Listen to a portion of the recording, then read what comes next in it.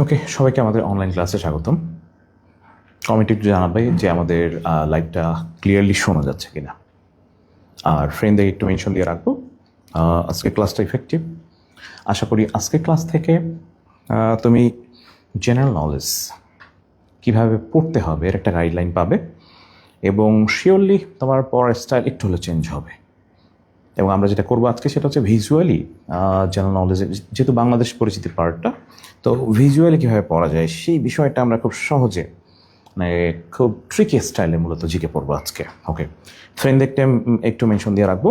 আর যেটা করবো সেটা হচ্ছে তোমাদের নিজেদের যে পার্সোনাল গ্রুপগুলো আছে সেই গ্রুপগুলোতে একটু কষ্ট করে শেয়ার করে দাও ভিডিওটা, এটা রিকোয়েস্ট সবার প্রতি। আর ক্লাসে অ্যানাউন্সমেন্ট হচ্ছে, আমাদের ক্লাসে শেষে 10টা কুইজ আছে। এই কুইজে যারা হচ্ছে বিজয়ী হবে তাদের জন্য গিফট আছে। আজকে ক্লাসের নোটটি তুমি যদি সাবমিট করো গ্রুপে, আমাদের ডিএমএসসি স্কলার্স গ্রুপে, সেটার জন্য গিফট আছে। ওকে, তো একটু কষ্ট করে সবাইকে মেনশন দিয়ে রাখি। ইনশাল্লাহ শিওর আজকে ক্লাসটা ভালো লাগবে, 100% শিওর। ওকে, ঠিক আছে, আমরা ক্লাস সেশনে যাচ্ছি।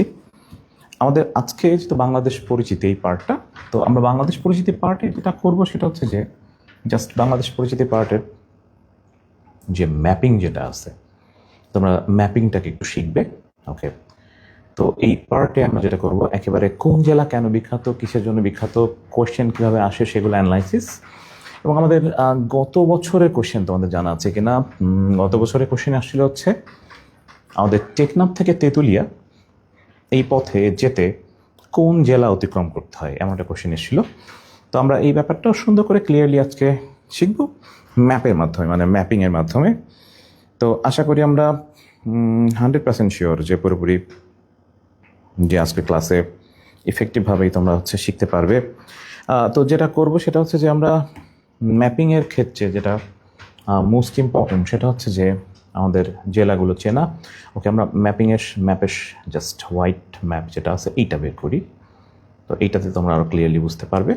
ওকে, কালারটাতে হয়তো বা কালারে অনেক সময় ঝামেলা হতে পারে। তো এই ম্যাপটাতে আশা করি ইফেক্টিভভাবে আমরা শিওর বুঝতে পারবো। ওকে, ম্যাপিংয়ের ক্ষেত্রে যেটা হবে সেটা হচ্ছে ম্যাপের একেবারে উপরের যে দিকটা আছে এই দিকে কিন্তু সবসময় হচ্ছে নর্থ।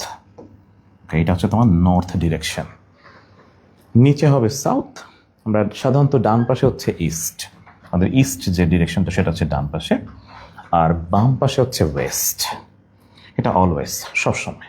ওকে, তো একটা কাজ যদি তোমরা করতে পারো খুবই ভালো হয়, সেটা হচ্ছে যে আমরা ম্যাপিংয়ের ক্ষেত্রে অলওয়েজ খেয়াল রাখবো উপরে হচ্ছে নর্থ, নিচে হবে সাউথ, ডান পাশে ইস্ট, বাম পাশে ওয়েস্ট। ওকে, আমরা মূলত যেটা করব সেটা হচ্ছে যে এখানে যে কোশ্চেনগুলো আমাদের বিগতগুলোতে আসে প্রত্যেকটাই আলাদা আলাদা করে জাস্ট পড়ার চেষ্টা করব। তো এখানে আমাদের মেইনলি যেটা সবচেয়ে ইম্পর্টেন্ট সেটা হচ্ছে যে কোন জেলা কেন বিখ্যাত, এটা ইম্পর্টেন্ট, এটা আসে পরীক্ষায়। আরেকটা বিষয় যেটা আসে আমাদের অলওয়েজ, এটা হচ্ছে আমরা যখন কোশ্চেন সলভ করি, এই কোশ্চেন সলভ করার সময় তোমাদের ম্যাপটা একটু ছোটো করে নিচ্ছি। ওকে, তো তোমরা হচ্ছে জাস্ট কোয়েশ্চেন অ্যানালাইসিসের জন্য যেটা করবো সেটা হচ্ছে, তাহলে নিচে হচ্ছে আমাদের সাউথ। ওকে, তাহলে ফার্স্ট ওয়ান উপরে হচ্ছে নর্থ, নিচে সাউথ, ডান পাশে ইস্ট, বাম পাশে ওয়েস্ট। ওকে, একটা কাজ করলে একটু সবচেয়ে বেশি ভালো হয়, সেটা হচ্ছে তোমরা একটু যদি ম্যাপটা কোনো রকম এবড়ো থেবড়োভাবে আঁকতেও পারো তাহলে সবচেয়ে ভালো হয়। ওকে, মারাত্মক উপকার হবে, কারণ আমরা হচ্ছে তাহলে ভিজুয়ালি ব্যাপারগুলো ক্লিয়ারলি জানতে পারবো। আর আমরা তোমাদের হচ্ছে নোটটা গ্রুপে দিয়ে দেওয়া হবে, কালারফুল যে নোটটা সেটা গ্রুপে দিয়ে দিচ্ছি। ওকে, তো পরীক্ষাতে যেটা আসে সেটা হচ্ছে যে আমাদের কোথায় কোন জেলা বিখ্যাত এবং কেন বিখ্যাত, এটা একটা ব্যাপার। তো গত বছর যে কোশ্চেনটা আসছিল সেটা ছিল হচ্ছে যে আমাদের টেকনাফ থেকে তেঁতুলিয়া, তো এইটা অতিক্রম করতে গেলে কোন জেলা অতিক্রম করতে হয়, এবং এখানে মাঝখানে আমরা জানি সিরাজগঞ্জ জেলা অতিক্রম করতে হয়। এবং সিরাজগঞ্জ জেলা মূলত কেন, আমাদের টেকনাফ কিন্তু হচ্ছে এখানে। ওকে, আর যদি বলি তেঁতুলিয়া কিন্তু এখানে অবস্থিত। তো এখানে যেতে গেলে এশিয়ান হাইওয়ে যেটা, মানে যমুনা সেতু পার হয়ে যেতে হয়, তো এই জন্য সিরাজগঞ্জ জেলাটা পার হয়ে যেতে হয়। ওকে, তাহলে সিরাজগঞ্জ জেলা পার হয়ে যেতে হয়। ওকে, তো এখন বিষয়টা হচ্ছে যে আমরা ওকে, তো আমরা ম্যাপটা একটু চেঞ্জ করে নিই, নাহলে ওটা হয়তো বা ছোটো দেখাচ্ছে। ওকে, প্রতিটা জেলা কেন বিখ্যাত এটা আমরা একটু স্পষ্ট করে সুন্দর করে একবার দেখে যাই। ওকে, সুন্দরভাবে যেটা, এটা হচ্ছে আমাদের যদি অনেক সময় আমরা একটু আগে বলছিলাম যে এইদিকে হচ্ছে নর্থ, আমাদের নিচে হচ্ছে সাউথ, ওকে, ডান পাশে হচ্ছে ইস্ট এবং বাম পাশে হচ্ছে ওয়েস্ট, ওকে, এইটা হচ্ছে ডিরেকশন। এখন যদি জিজ্ঞেস করে সর্ব উত্তর কোনটা, একেবারে সর্ব উত্তর মানে হচ্ছে এই জেলাটা, ওকে, আমাদের সর্ব উত্তরের জেলা কিন্তু হচ্ছে পঞ্চগড়, ওকে। সবাই একটু কমেন্টে জানাবে যে আমাদের সর্ব উত্তরের জেলা কোনটা। সর্ব উত্তরের জেলা হচ্ছে পঞ্চগড়, ওকে, সর্ব উত্তরের জেলা হচ্ছে আমাদের পঞ্চগড়, ওকে। পরীক্ষায় প্রায় আসে হচ্ছে সর্ব পশ্চিমের জেলা কোনটা। সর্বপশ্চিমের জেলা হচ্ছে চাঁপাইনবাবগঞ্জ, এটা কিন্তু সর্বপশ্চিমের, ওকে। তাহলে কমেন্ট একটু জানাবে যে সর্ব উত্তরের জেলা কোনটা, সর্বপশ্চিমের জেলা কোনটা, ওকে। তাহলে সর্ব উত্তরের জেলা হচ্ছে পঞ্চগড়। একটু কষ্ট করে সবাই কমেন্টে লিখে ফেলবো যে সর্ব উত্তরের জেলা কোনটা, ওকে, সর্বপশ্চিমের জেলা কোনটা। তাহলে সর্ব উত্তরের জেলা কিন্তু পঞ্চগড়, তার মানে পঞ্চগড় কিন্তু সর্ব উত্তরে, মানে একেবারে উত্তরে। পশ্চিম যদি বলি এখানে চাঁপাইনবাবগঞ্জ, ওকে। আমরা যদি বলি যে পরীক্ষায় মনে করো যে আসছে যে সর্ব দক্ষিণের জেলা কোনটা, ওকে, তো সর্ব দক্ষিণের জেলা হচ্ছে আমাদের কক্সবাজার, এইটা। আর সর্বপূর্বের জেলা হচ্ছে বান্দরবান, এখানে অবস্থিত, ওকে। আমি একটু পরে ক্লিয়ারলি আরও ভিজুয়ালিভাবে সুন্দর করে জাস্ট ব্যাপারটা ক্লিয়ার করে দিচ্ছি। তো জাস্ট আগে ফার্স্টে কোথায় কোনটা অবস্থিত এই ব্যাপারটা একটু জেনে নিই, তারপরে আমরা আসি হচ্ছে আমাদের অ্যানালাইটিক্যাল বেসড ব্যাপারটাতে, ওকে। তাহলে ফার্স্ট ওয়ান যদি বলা হয় যে আমাদের সর্ব উত্তরের জেলা হচ্ছে পঞ্চগড়, সর্ব দক্ষিণের জেলা হচ্ছে কক্সবাজার, পূর্বেরটা হচ্ছে বান্দরবান, পশ্চিমেরটা হচ্ছে চাঁপাইনবাবগঞ্জ, ওকে। এটা একটু কমেন্টে সবাই একটু করতে থাকো। তাহলে সর্ব উত্তরের জেলা কোনটা, ওকে, প্রত্যেকে কমেন্ট করে ফেলো, ওকে। সর্ব দক্ষিণের জেলা কোনটা, সর্বপূর্বের কোনটা, সর্বপশ্চিমের কোনটা, ওকে। এই চারটা ব্যাপার একটু ক্লিয়ারলি সবাই একটু কষ্ট করে কমেন্টে জানাবো, ওকে। তাহলে সর্ব উত্তরের জেলা হচ্ছে পঞ্চগড়, দক্ষিণেরটা হচ্ছে আমাদের কক্সবাজার, এইখানে অবস্থিত। আমাদের পূর্বেরটা বান্দরবান, আর হচ্ছে পশ্চিমেরটা হচ্ছে চাঁপাইনবাবগঞ্জ, ওকে। তো এবার কথা হচ্ছে যে কোন জেলা কেন বিখ্যাত, আমরা একটু এটা দেখব। তো এটা দেখার জন্য আমরা জাস্ট যেটা করবো সেটা হচ্ছে প্রত্যেকটা পার্ট একটু বড় বড় করে নেই। যেমন আমাদের প্রায় পরীক্ষায় আসে সেটা হচ্ছে বাংলাদেশের রুটির ঝুড়ি কোনটা, ওকে। তো বাংলাদেশের রুটির ঝুড়ি হচ্ছে দিনাজপুর। দিনাজপুর এই জেলাটাকে বলা হয় বাংলাদেশের রুটির ঝুড়ি, ওকে। দিনাজপুর রুটির ঝুড়ি বলা হয়, যদিও ঠাকুরগাঁয়ে সবচেয়ে বেশি গম উৎপাদিত হয়, হ্যাঁ, ঠাকুরগাঁয়ে কিন্তু সবচেয়ে বেশি গম, তারপরে রুটির ঝুড়ি হিসেবে দিনাজপুরকে ধরা হয়ে থাকে, ওকে। তাহলে আমরা একটু কষ্ট করে ছোট্ট ছোট করে তোমরা নোট করে ফেললে সবচেয়ে ভালো হয়। এটা হচ্ছে বাংলাদেশের রুটির ঝুড়ি বলা হয় দিনাজপুরকে, আর সবচেয়ে গম উৎপাদিত হয় কিন্তু আমাদের ঠাকুরগাঁয়ে, ওকে। প্রায় পরীক্ষা আসে যে পঞ্চগড় এই জেলাটা, আমাদের হিমালয় পর্বত কিন্তু হচ্ছে পাশেই অবস্থিত। তো যেহেতু হিমালয় পর্বত পাশে, তাহলে সেহেতু এই জন্য আমাদের হিমালয়ের কন্যা বলা হয়ে থাকে আমাদের পঞ্চগড় জেলাকে, ওকে। হিমালয়ের কন্যা বলা হয় পঞ্চগড় জেলাকে, যেহেতু হিমালয় পর্বত পঞ্চগড়ের পাশে, এই জন্য হিমালয়কে আমাদের বলা হয়ে থাকে, হিমালয়ের কন্যা বলা হয় পঞ্চগড় জেলাকে। ছোট্ট করে লিখে ফেলো যে হিমালয়ের কন্যা বলা হয় পঞ্চগড় জেলাকে, ওকে। তো হিমালয়ের কন্যা বলা হয়ে থাকে পঞ্চগড় জেলাকে, ওকে। আর একটু আগে বললাম আমাদের উত্তরের জেলা পঞ্চগড়। নীলফামারী, নীলফামারী এই নামটা আসে নীল চাষ থেকে, ওকে। আমাদের নীল চাষের জন্য বিখ্যাত ছিল, সেখান থেকে আসছে নীলফামারী, ওকে। তাহলে ছোট্ট করে লিখে রাখতে পারো যে নীলফামারী আসছে হচ্ছে নীল চাষ থেকে, কথাটা। তো নীলফামারী হচ্ছে নীল চাষ থেকে এসছে, তো সেই জন্য এটা হচ্ছে নীলফামারী, ওকে। লালমনিরহাট খুব বিখ্যাত একটা জেলা। লালমনিরহাট জেলা কিন্তু আমরা জানি মনে হয় সেটা হচ্ছে, এখানে কিন্তু বাংলাদেশের সবচেয়ে বড় ছিটমহল দহগ্রাম ছিটমহল অবস্থিত, ওকে। ছিটমহল জিনিসটাকে একটু পরে আমরা বুঝবো খুব সুন্দর করে। আমাদের দহগ্রাম আঙ্গুরপোতা ছিটমহল কিন্তু লালমনিরহাট জেলায় অবস্থিত, ওকে। ছিটমহল ব্যাপারটা একটু পরে বুঝিয়ে দিচ্ছি ভিজুয়ালি প্রত্যেকটাই, ওকে। তাহলে লালমনিরহাট কিসের জন্য, দহগ্রাম। নীলফামারী হচ্ছে নীল চাষ থেকে নামটা করা হয়েছে নীলফামারী, ওকে। আমাদের জাস্ট ছোট্ট করে লিখে ফেলবো প্রত্যেকে, হ্যাঁ, ভেরি গুড। তাহলে নীলফামারী হচ্ছে নীল চাষের জন্য বিখ্যাত, ওকে। আমাদের প্রায় পরীক্ষায় আসে যে আমাদের যদি বলা হয় থাকে যে বগুড়া কেন বিখ্যাত, ওকে। বগুড়া কিন্তু দিনাজপুরের ব্যাপারটা একটু মনে রাখবে, সেটা হচ্ছে দিনাজপুর আমরা যদি বলি এভাবে, এটা হচ্ছে দিনাজপুর কিন্তু আরও একটা কারণে বিখ্যাত, সেটা হচ্ছে দিনাজপুর হচ্ছে আমাদের বেগম খালেদা জিয়ার কিন্তু বাড়ি, ওকে। তো এটা কিন্তু বেগম খালেদা জিয়ার বাড়ি এবং ওনার জন্মস্থান ছিল দিনাজপুর। আর বগুড়া এটাও খুব গুরুত্বপূর্ণ, এটা হচ্ছে জিয়াউর রহমানের কিন্তু বাড়ি ছিলেন, মানে ওনার জন্মস্থান হচ্ছে বগুড়াতে। এবং বগুড়াকে বলা হয় উত্তরবঙ্গের প্রবেশদ্বার, ওকে। আমাদের যে বগুড়াকে বলা হয়ে থাকে উত্তরবঙ্গের প্রবেশদ্বার। আমি একটু মুছে দিচ্ছি যেগুলো হয়ে যাচ্ছে সেটা। ওকে, তাহলে বগুড়া হচ্ছে আমাদের উত্তরবঙ্গের প্রবেশদ্বার। ছোট্ট করে লিখে ফেলবে, একটা ছোটো একটা ম্যাপ এঁকে ফেলতে পারলে সবচেয়ে ভালো হয়, অথবা তুমি যদি একটা ম্যাপ নিয়ে বসতে পারো তাহলে ভালো হয়। বাট যদি কোনো রকমভাবে একটা ম্যাপ আঁকা যায় খাতায় নিয়ে বসলে সবচেয়ে ভালো হয় পার্টটা। ওকে, আর আমরা তো অফলাইন ক্লাস আজকে করিয়েছিলাম, তো আমাদের 3টা ম্যাপ দেওয়া ছিল সেটাই। ওকে, একটা ম্যাপ লিখছিলাম না, ওইটাই তোমরা সুন্দর করে লিখতে পারো। ওকে, তাহলে আমরা যদি বলি আমাদের জিয়াউর রহমানের যে বাড়ি, তো সেই বাড়িতে কিন্তু আমাদের হচ্ছে বগুড়ায় ছিল, এটা ইম্পর্ট্যান্ট। তো আমাদের এরপরে যেটা সেটা হচ্ছে আমরা নর্মালি জানি কি না যে আমাদের নাটোর যে জেলাটা আছে, নাটোর জেলা যেখানে যদি তোমরা এঁকে ফেলতে পারো তাহলে এইখানে সবাই জাস্ট সূর্য এঁকে ফেলবো। বাংলাদেশের সবচেয়ে উত্তপ্ত জেলা হচ্ছে নাটোর, এবং জায়গাটার নাম হচ্ছে লালপুর। হ্যাঁ, লালপুর হচ্ছে সবচেয়ে উত্তপ্ত স্থান। ওকে, লালপুর। তাহলে বাংলাদেশের সবচেয়ে উত্তপ্ত জেলা কিন্তু নাটোর বিভাগ যদি বলে তাহলে এটা রাজশাহীর ভিতরে, এবং লালপুর কিন্তু জায়গাটার নাম। ব্যাপারটা মনে রাখতে পারো যে পুর মানে পুড়ে যাওয়া, পুড়ে যাওয়া মানে গরম হওয়া, তার মানে লালপুর হচ্ছে সবচেয়ে উত্তপ্ত। ওকে, আমাদের পরীক্ষায় প্রায় আসে ময়মনসিংহ। ওকে, ময়মনসিংহ তোমরা জানো কি না, নতুন বিভাগ কিন্তু ময়মনসিংহ। ওকে, ময়মনসিংহ হচ্ছে বাংলাদেশের 8ম বিভাগ। ছোটো করে লিখে রাখতে পারো, ময়মনসিংহ বাংলাদেশের 8ম বিভাগ। ওকে, ময়মনসিংহটা এখানে অবস্থিত। তো ময়মনসিংহ বিভাগের জেলার সংখ্যা হচ্ছে 4টা। এটা মনে রাখা যেতে পারে এভাবে, সেটা হচ্ছে মজা নিশ।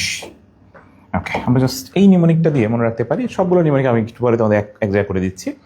তাহলে মজা নিশ। ওকে, তো ম দিয়ে হচ্ছে ময়মনসিংহ। ওকে, যা দিয়ে হচ্ছে জামালপুর, নি দিয়ে হয় নেত্রকোনা, আর স দিয়ে হয় শেরপুর। তাহলে ময়মনসিংহ, জামালপুর, নেত্রকোনা, শেরপুর এই 4টা জেলা নিয়ে হচ্ছে ময়মনসিংহ, নতুন বিভাগ কিন্তু ময়মনসিংহ। ওকে, তাহলে বাংলাদেশের 8ম বিভাগ যেটা সেটা হচ্ছে ময়মনসিংহ, যেটা হচ্ছে ময়মনসিংহ, জামালপুর, নেত্রকোনা এবং শেরপুর, এই 4টা জেলা নিয়ে হচ্ছে আমাদের ময়মনসিংহ বিভাগ গঠিত। ওকে, এবং ময়মনসিংহ কিন্তু আমাদের মনে আছে কিনা সেক্টরের 11 নম্বর সেক্টর। ওকে, চলে আসবো যেটা সেটা হচ্ছে সিলেট, যেখানে সিলেট। ওকে, এই জায়গাটায় আমরা জাস্ট ইমাজিন এইখানে প্রচুর বৃষ্টিপাত হয়। ওকে, তো সবচেয়ে শীতলতম স্থান কিন্তু সিলেট, এবং জায়গাটার নাম হচ্ছে লালা খাল। হ্যাঁ, জায়গাটা হচ্ছে লালা খাল, খয়াকার ল। ওকে, তো সবচেয়ে যদি বলা হয়ে থাকে যে শীতলতম স্থানের নাম হচ্ছে লালা খাল, যেটা সিলেটে অবস্থিত। মৌলভীবাজার, এটা কিন্তু প্রচণ্ড ইম্পর্টেন্ট, এবং মৌলভীবাজারে সবচেয়ে বেশি চা বাগান। বাংলাদেশের চায়ের স্বর্গ বলা হয়ে থাকে মৌলভীবাজার জেলাকে, এবং সবচেয়ে বেশি চা বাগান হচ্ছে আমাদের মৌলভীবাজারে। ওকে, তাহলে কি বলছিলাম, একটু আগে বলছিলাম কিন্তু মজা নিস, এটা নতুন বিভাগ ময়মনসিংহ, যেখানে 4টা জেলা ময়মনসিংহ, জামালপুর, নেত্রকোনা, শেরপুর, এই 4 জায়গা মিলে হচ্ছে তোমার ময়মনসিংহ, মানে 4টা জেলা মিলে ময়মনসিংহ বিভাগ। ওকে, তো এবার যেটা করবা সেটা হচ্ছে যে আমাদের একটু বললাম যে লালাখাল হচ্ছে সবচেয়ে শীতলতম স্থান, আর লালপুর হচ্ছে সবচেয়ে উত্তপ্ত স্থান। তার মানে নাটোরে লালপুর, আর সিলেটে হচ্ছে লালাখাল। এটা কিন্তু খাল, খয়াকার ল। ওকে, আমাদের মনে আছে কি না, তোমরা পড়ছো হয়তো বা জানো, গাজীপুরে প্রথম সশস্ত্র প্রতিরোধ হয়, মুক্তিযুদ্ধের প্রথম সশস্ত্র প্রতিরোধ হয় গাজীপুর জেলায়।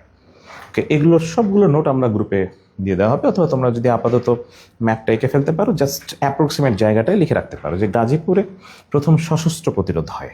ওকে, তো গাজীপুরে বাংলাদেশের প্রথম সশস্ত্র প্রতিরোধ হয়। ওকে, রাইট। তো একটু কমেন্ট করবো, এবং লাস্টে আমাদের কুইজ আছে। কুষ্টিয়া, কুষ্টিয়াকে বলা হয়ে থাকে আমাদের সাংস্কৃতিক রাজধানী। ওকে, কুষ্টিয়া কিন্তু বাংলাদেশের সাংস্কৃতিক রাজধানী। হ্যাঁ, কুষ্টিয়া বাংলাদেশের সাংস্কৃতিক রাজধানী। তবে কুষ্টিয়া থেকে একটা মজার কোশ্চেন আসে যে কুষ্টিয়া কিন্তু খুব ফেমাস একটা জায়গা, এবং কুষ্টিয়াতে যেটা হয় সেটা হচ্ছে তোমার জানো মনে হয় কুষ্টিয়ার 26টা গ্রাম আছে খুব স্পেশাল, এবং সেই 26টা গ্রাম হচ্ছে খুব স্পেশাল ভিলেজ, এবং এটাকে বলা হয় থাকে গোল্ডেন ভিলেজ। ওকে, তো গোল্ডেন ভিলেজ হচ্ছে আমাদের কুষ্টিয়াতে, এবং এটা হচ্ছে 26টা গ্রাম হচ্ছে গাঁজা উৎপাদিত হয় এখানে, গাঁজা চাষের জন্য বিখ্যাত। তো এটাকে কিন্তু গোল্ডেন ভিলেজও বলে। ওকে, তো যদিও কুষ্টিয়া হচ্ছে আমাদের সাংস্কৃতিক রাজধানী। ওকে, তাহলে আমাকে একটু কমেন্টে জানাবে গোল্ডেন ভিলেজ কোথায় অবস্থিত। ওকে, গোল্ডেন ভিলেজ কোথায় অবস্থিত এটা একটু জানাবে প্রত্যেকেই, যে গোল্ডেন ভিলেজ কোথায় অবস্থিত। ওকে, প্রত্যেকেই গোল্ডেন ভিলেজ। হ্যাঁ, প্রথম সশস্ত্র প্রতিরোধ Gazipur, very good. Arpita comment করছো, নূরজাহান। ওকে, রাইট, মিতু কমেন্ট করছো। ওকে, অঞ্জনা সরকার, তনি রহমান। ওকে, ভেরি গুড। বাকিরা কমেন্ট করতে থাকো, কমেন্টে আমরা শিখে যাই। ওকে, ভেরি গুড, কেয়ার করছো, রাইট। ওকে, তাহলে আমাদের একটু জানাতে হবে যে গোল্ডেন ভিলেজ কোথায় অবস্থিত। গোল্ডেন ভিলেজ কিন্তু কুষ্টিয়ায় অবস্থিত। ওকে, তো আমরা জানি কি না, যেটা হচ্ছে যশোর হচ্ছে প্রথম শত্রুমুক্ত জেলা। ওকে, যশোর হলো প্রথম শত্রুমুক্ত জেলা। ওকে, কমেন্টে জানাই ফেলো যশোর হচ্ছে প্রথম শত্রুমুক্ত জেলা। বাংলাদেশের প্রথম শত্রুমুক্ত জেলা হয় যশোর। ওকে, পরীক্ষায় প্রচুর আসে। তাহলে যশোর হচ্ছে বাংলাদেশের প্রথম শত্রুমুক্ত জেলা। প্রত্যেকে একটু কমেন্ট সেকশনে জানাবে। ওকে, রাইট। আমাদের যদি বলা হয় কিশোরগঞ্জ, কিশোরগঞ্জ বাংলাদেশের সবচেয়ে নিচু জেলা। ওকে, বাংলাদেশের সবচেয়ে নিচু জেলা হচ্ছে কিশোরগঞ্জ। ওকে, এটা কিন্তু বিসিএস আসলে আমার নিজের বিসিএসে আসে। কিশোরগঞ্জ হচ্ছে বাংলাদেশের সবচেয়ে নিচু জেলা। ব্রাহ্মণবাড়িয়া নামটা শুনলে মোটামুটি মনে আসে আমাদের যে মারামারির জন্য বিখ্যাত। তো ব্রাহ্মণবাড়িয়াও কিন্তু বাংলাদেশের সাংস্কৃতিক রাজধানী। হ্যাঁ, ব্রাহ্মণবাড়িয়াও কিন্তু বাংলাদেশের সাংস্কৃতিক রাজধানী। ব্রাহ্মণবাড়িয়াও কিন্তু বাংলাদেশের সাংস্কৃতিক রাজধানী। ওকে, তো ব্রাহ্মণবাড়িয়াটা ছোট্ট করে লিখে রাখতে পারো যে ব্রাহ্মণবাড়িয়া হচ্ছে বাংলাদেশের সাংস্কৃতিক রাজধানী। ওকে, ব্রাহ্মণবাড়িয়াও কিন্তু বাংলাদেশের সাংস্কৃতিক রাজধানী। ওকে, তো ব্রাহ্মণবাড়িয়া হচ্ছে বাংলাদেশের সাংস্কৃতিক রাজধানী। ওকে, তো আমাদের ঢাকা কিন্তু মাঝখানে, আমরা জানি মনে হয় যে ঢাকা ক্যাপিটাল সিটি এবং ঢাকা কিন্তু একেবারে মাঝে অবস্থিত। ওকে, তো ঢাকা থেকে প্রশ্ন আমাদের কয়েকবার এসছে এবং ঢাকা থেকে প্রশ্ন যেটা আসছে সেটা হচ্ছে ঢাকা পৃথিবীর কত মেগা সিটি। এটা আমাদের ম্যাথ কোশ্চেন। ঢাকা হচ্ছে পৃথিবীর 11তম মেগা সিটি। ওকে, ঢাকা পৃথিবীর 11তম মেগা সিটি। খেয়াল রাখবে, ঢাকা হচ্ছে পৃথিবীর 11তম মেগা সিটি হচ্ছে ঢাকা। ওকে, ঢাকা হচ্ছে পৃথিবীর 11তম মেগা সিটি এবং ঢাকা বিভাগে যদি বলি, তো ঢাকা বিভাগের জেলার সংখ্যা হচ্ছে 13টা। ঢাকাতে যদি জেলার সংখ্যা বলি তাহলে ঢাকায় জেলার সংখ্যা হচ্ছে 13টা। ঢাকা কিন্তু পৃথিবীর 11তম মেগা সিটি। ওটা কিন্তু ম্যাথ কোশ্চেন। ঢাকা পৃথিবীর 11তম। এগুলো আবার রিপিট করবো আমি, পরে আবার ম্যাপ আছে সেগুলো আবার রিপিট করতেছি। তোমরা জাস্ট ক্লিয়ারলি জাস্ট একবার দেখে নাও এবং কমেন্ট করতে থাকো। এরপরে হচ্ছে আমরা ঢাকা কিন্তু পৃথিবীর 11তম মেগা সিটি। ঢাকাকে বলা হয়ে থাকে রিকশার শহর। হ্যাঁ, ঢাকা কিন্তু রিকশার শহর। ওকে, এবং ঢাকাকে বলা হয়ে থাকে মসজিদের শহর। ঢাকা হচ্ছে মসজিদের শহর এবং রিকশার শহর। তাহলে ঢাকা নিয়ে 4টা ইনফরমেশন পরীক্ষায় বেশি আসে। একটা হচ্ছে ঢাকা পৃথিবীর কততম মেগা সিটি, ঢাকা বিভাগে জেলার সংখ্যা কতটা। ঢাকা বিভাগে জেলার সংখ্যা হচ্ছে 13টা। সবাই একটু লিখে ফেলো, ঢাকা বিভাগে জেলার সংখ্যা 13টা। ঢাকা হচ্ছে পৃথিবীর 11তম মেগা সিটি। 11তম মেগা সিটি, মেগা সিটি বলতে বোঝায় যেখানে প্রচুর জনসংখ্যা বসবাস করে, সেটাকে মেগা সিটি বলে। ওকে, তাহলে ঢাকা হচ্ছে রিকশার নগরী আর ঢাকা হচ্ছে আমাদের মসজিদের শহর বলা হয় থাকে ঢাকাকে। ওকে, আমরা মাগুরা কোথায় আছে জাস্ট খেয়াল করবো। মাগুরা হচ্ছে বাংলাদেশের প্রথম নিরক্ষরমুক্ত জেলা। ওকে, বাংলাদেশের প্রথম নিরক্ষরমুক্ত জেলা হচ্ছে মাগুরা। প্রত্যেকে লিখে ফেলো, প্রথম নিরক্ষরমুক্ত জেলা হচ্ছে মাগুরা। বাংলাদেশের প্রথম নিরক্ষরমুক্ত জেলা হচ্ছে মাগুরা। ওকে, আর যশোর বলছিলাম কিন্তু প্রথম শত্রুমুক্ত জেলা হচ্ছে যশোর। ওকে, আমাদের এরপরে প্রায় পরীক্ষাতে আসে হচ্ছে বরিশাল। ওকে, বরিশাল কিন্তু হচ্ছে শস্য ভাণ্ডার বলা হয় এবং বরিশালকে বলা হয় থাকে বাংলার ভেনিস। ওকে, বরিশালে প্রচুর শস্য উৎপাদিত হয় এবং বরিশালকে বলা হয় থাকে বাংলার ভেনিস। ওকে, আমি জাস্ট একটু ভিজুয়ালভাবে দেখে নিই, তারপরে এগুলো সব নোট করে দিচ্ছি। ওকে, তাহলে বরিশাল হচ্ছে আমাদের শস্য ভাণ্ডার, প্রচুর শস্য উৎপাদিত হয় এবং বরিশালকে বলা হয়ে থাকে হচ্ছে আমাদের বাংলার ভেনিস। ওকে, আমাদের খুলনা, যেটা নিয়ে আমাদের গর্বে খুলনা, খুলনা থেকে প্রশ্ন আসে। তো খুলনা হচ্ছে আমাদের যদি বলি, খুলনা ছিল প্রথম মহকুমা এবং খুলনাতে যদি এভাবে বলি বাংলাদেশের কুয়েত বলা হয়।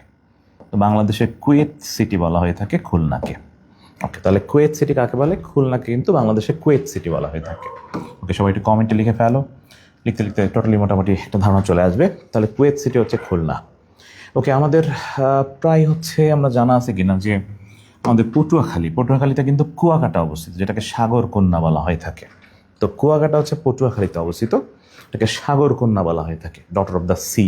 এটা আমরা ইন্টারমিডিয়েটে ওই যে কুয়াকাটা প্যাসেজে ছিল, কিন্তু এবারে না, গতবারের প্যাসেজে বইয়ে ছিল আমাদের কোশ্চেনটা, এবং তোমরা হচ্ছে উইথ ক্লুজ এবং উইদাউট ক্লুজের ভিতরে পড়েছো হয়তো বা। ওকে, তাহলে পটুয়াখালী হচ্ছে যেখানে হচ্ছে আমাদের কুয়াকাটা অবস্থিত। ওকে, পরীক্ষায় প্রায় আসে হচ্ছে আমাদের চট্টগ্রামের এই পার্টটা। তো চট্টগ্রামের এই পার্টটা খুবই গুরুত্বপূর্ণ। জাস্ট আমরা খেয়াল করবো হচ্ছে চিটাগংয়ের, আমরা জানি মনে হয় যে চিটাগং অনেক ফেমাস। ওকে, চিটাগং কিন্তু প্রচণ্ড পরিমাণে ইম্পর্ট্যান্ট এবং যদি বলা হয় যে বাংলাদেশের প্রবেশদ্বার কিন্তু চট্টগ্রাম, সবাই একটু কমেন্টে লিখে ফেলো, বাংলাদেশের প্রবেশদ্বার হচ্ছে চট্টগ্রাম। বাংলাদেশের প্রবেশদ্বার হচ্ছে চট্টগ্রাম। বাণিজ্যিক রাজধানী হচ্ছে চট্টগ্রাম। চট্টগ্রাম কিন্তু আমাদের বাণিজ্যিক রাজধানী। ওকে, তাহলে বাংলাদেশের প্রবেশদ্বার চট্টগ্রাম, বাণিজ্যিক রাজধানী হচ্ছে চট্টগ্রাম। বড় করে লিখে ফেলো, বাংলাদেশের প্রবেশদ্বার চট্টগ্রাম এবং বাণিজ্যিক রাজধানী হচ্ছে চট্টগ্রাম। প্রত্যেকে লিখে ফেলো, বাংলাদেশের প্রবেশদ্বার, বাণিজ্যিক রাজধানী হচ্ছে চট্টগ্রাম। ওকে, রাইট, ঠিক আছে। এবং চট্টগ্রামকে কিন্তু বলা হয়ে থাকে 12 আউলিয়ার দেশ। চিটাগংকে বলা হয়ে থাকে 12 আউলিয়ার দেশ, যেন থাকে চিটাগং হচ্ছে 12 আউলিয়ার দেশ।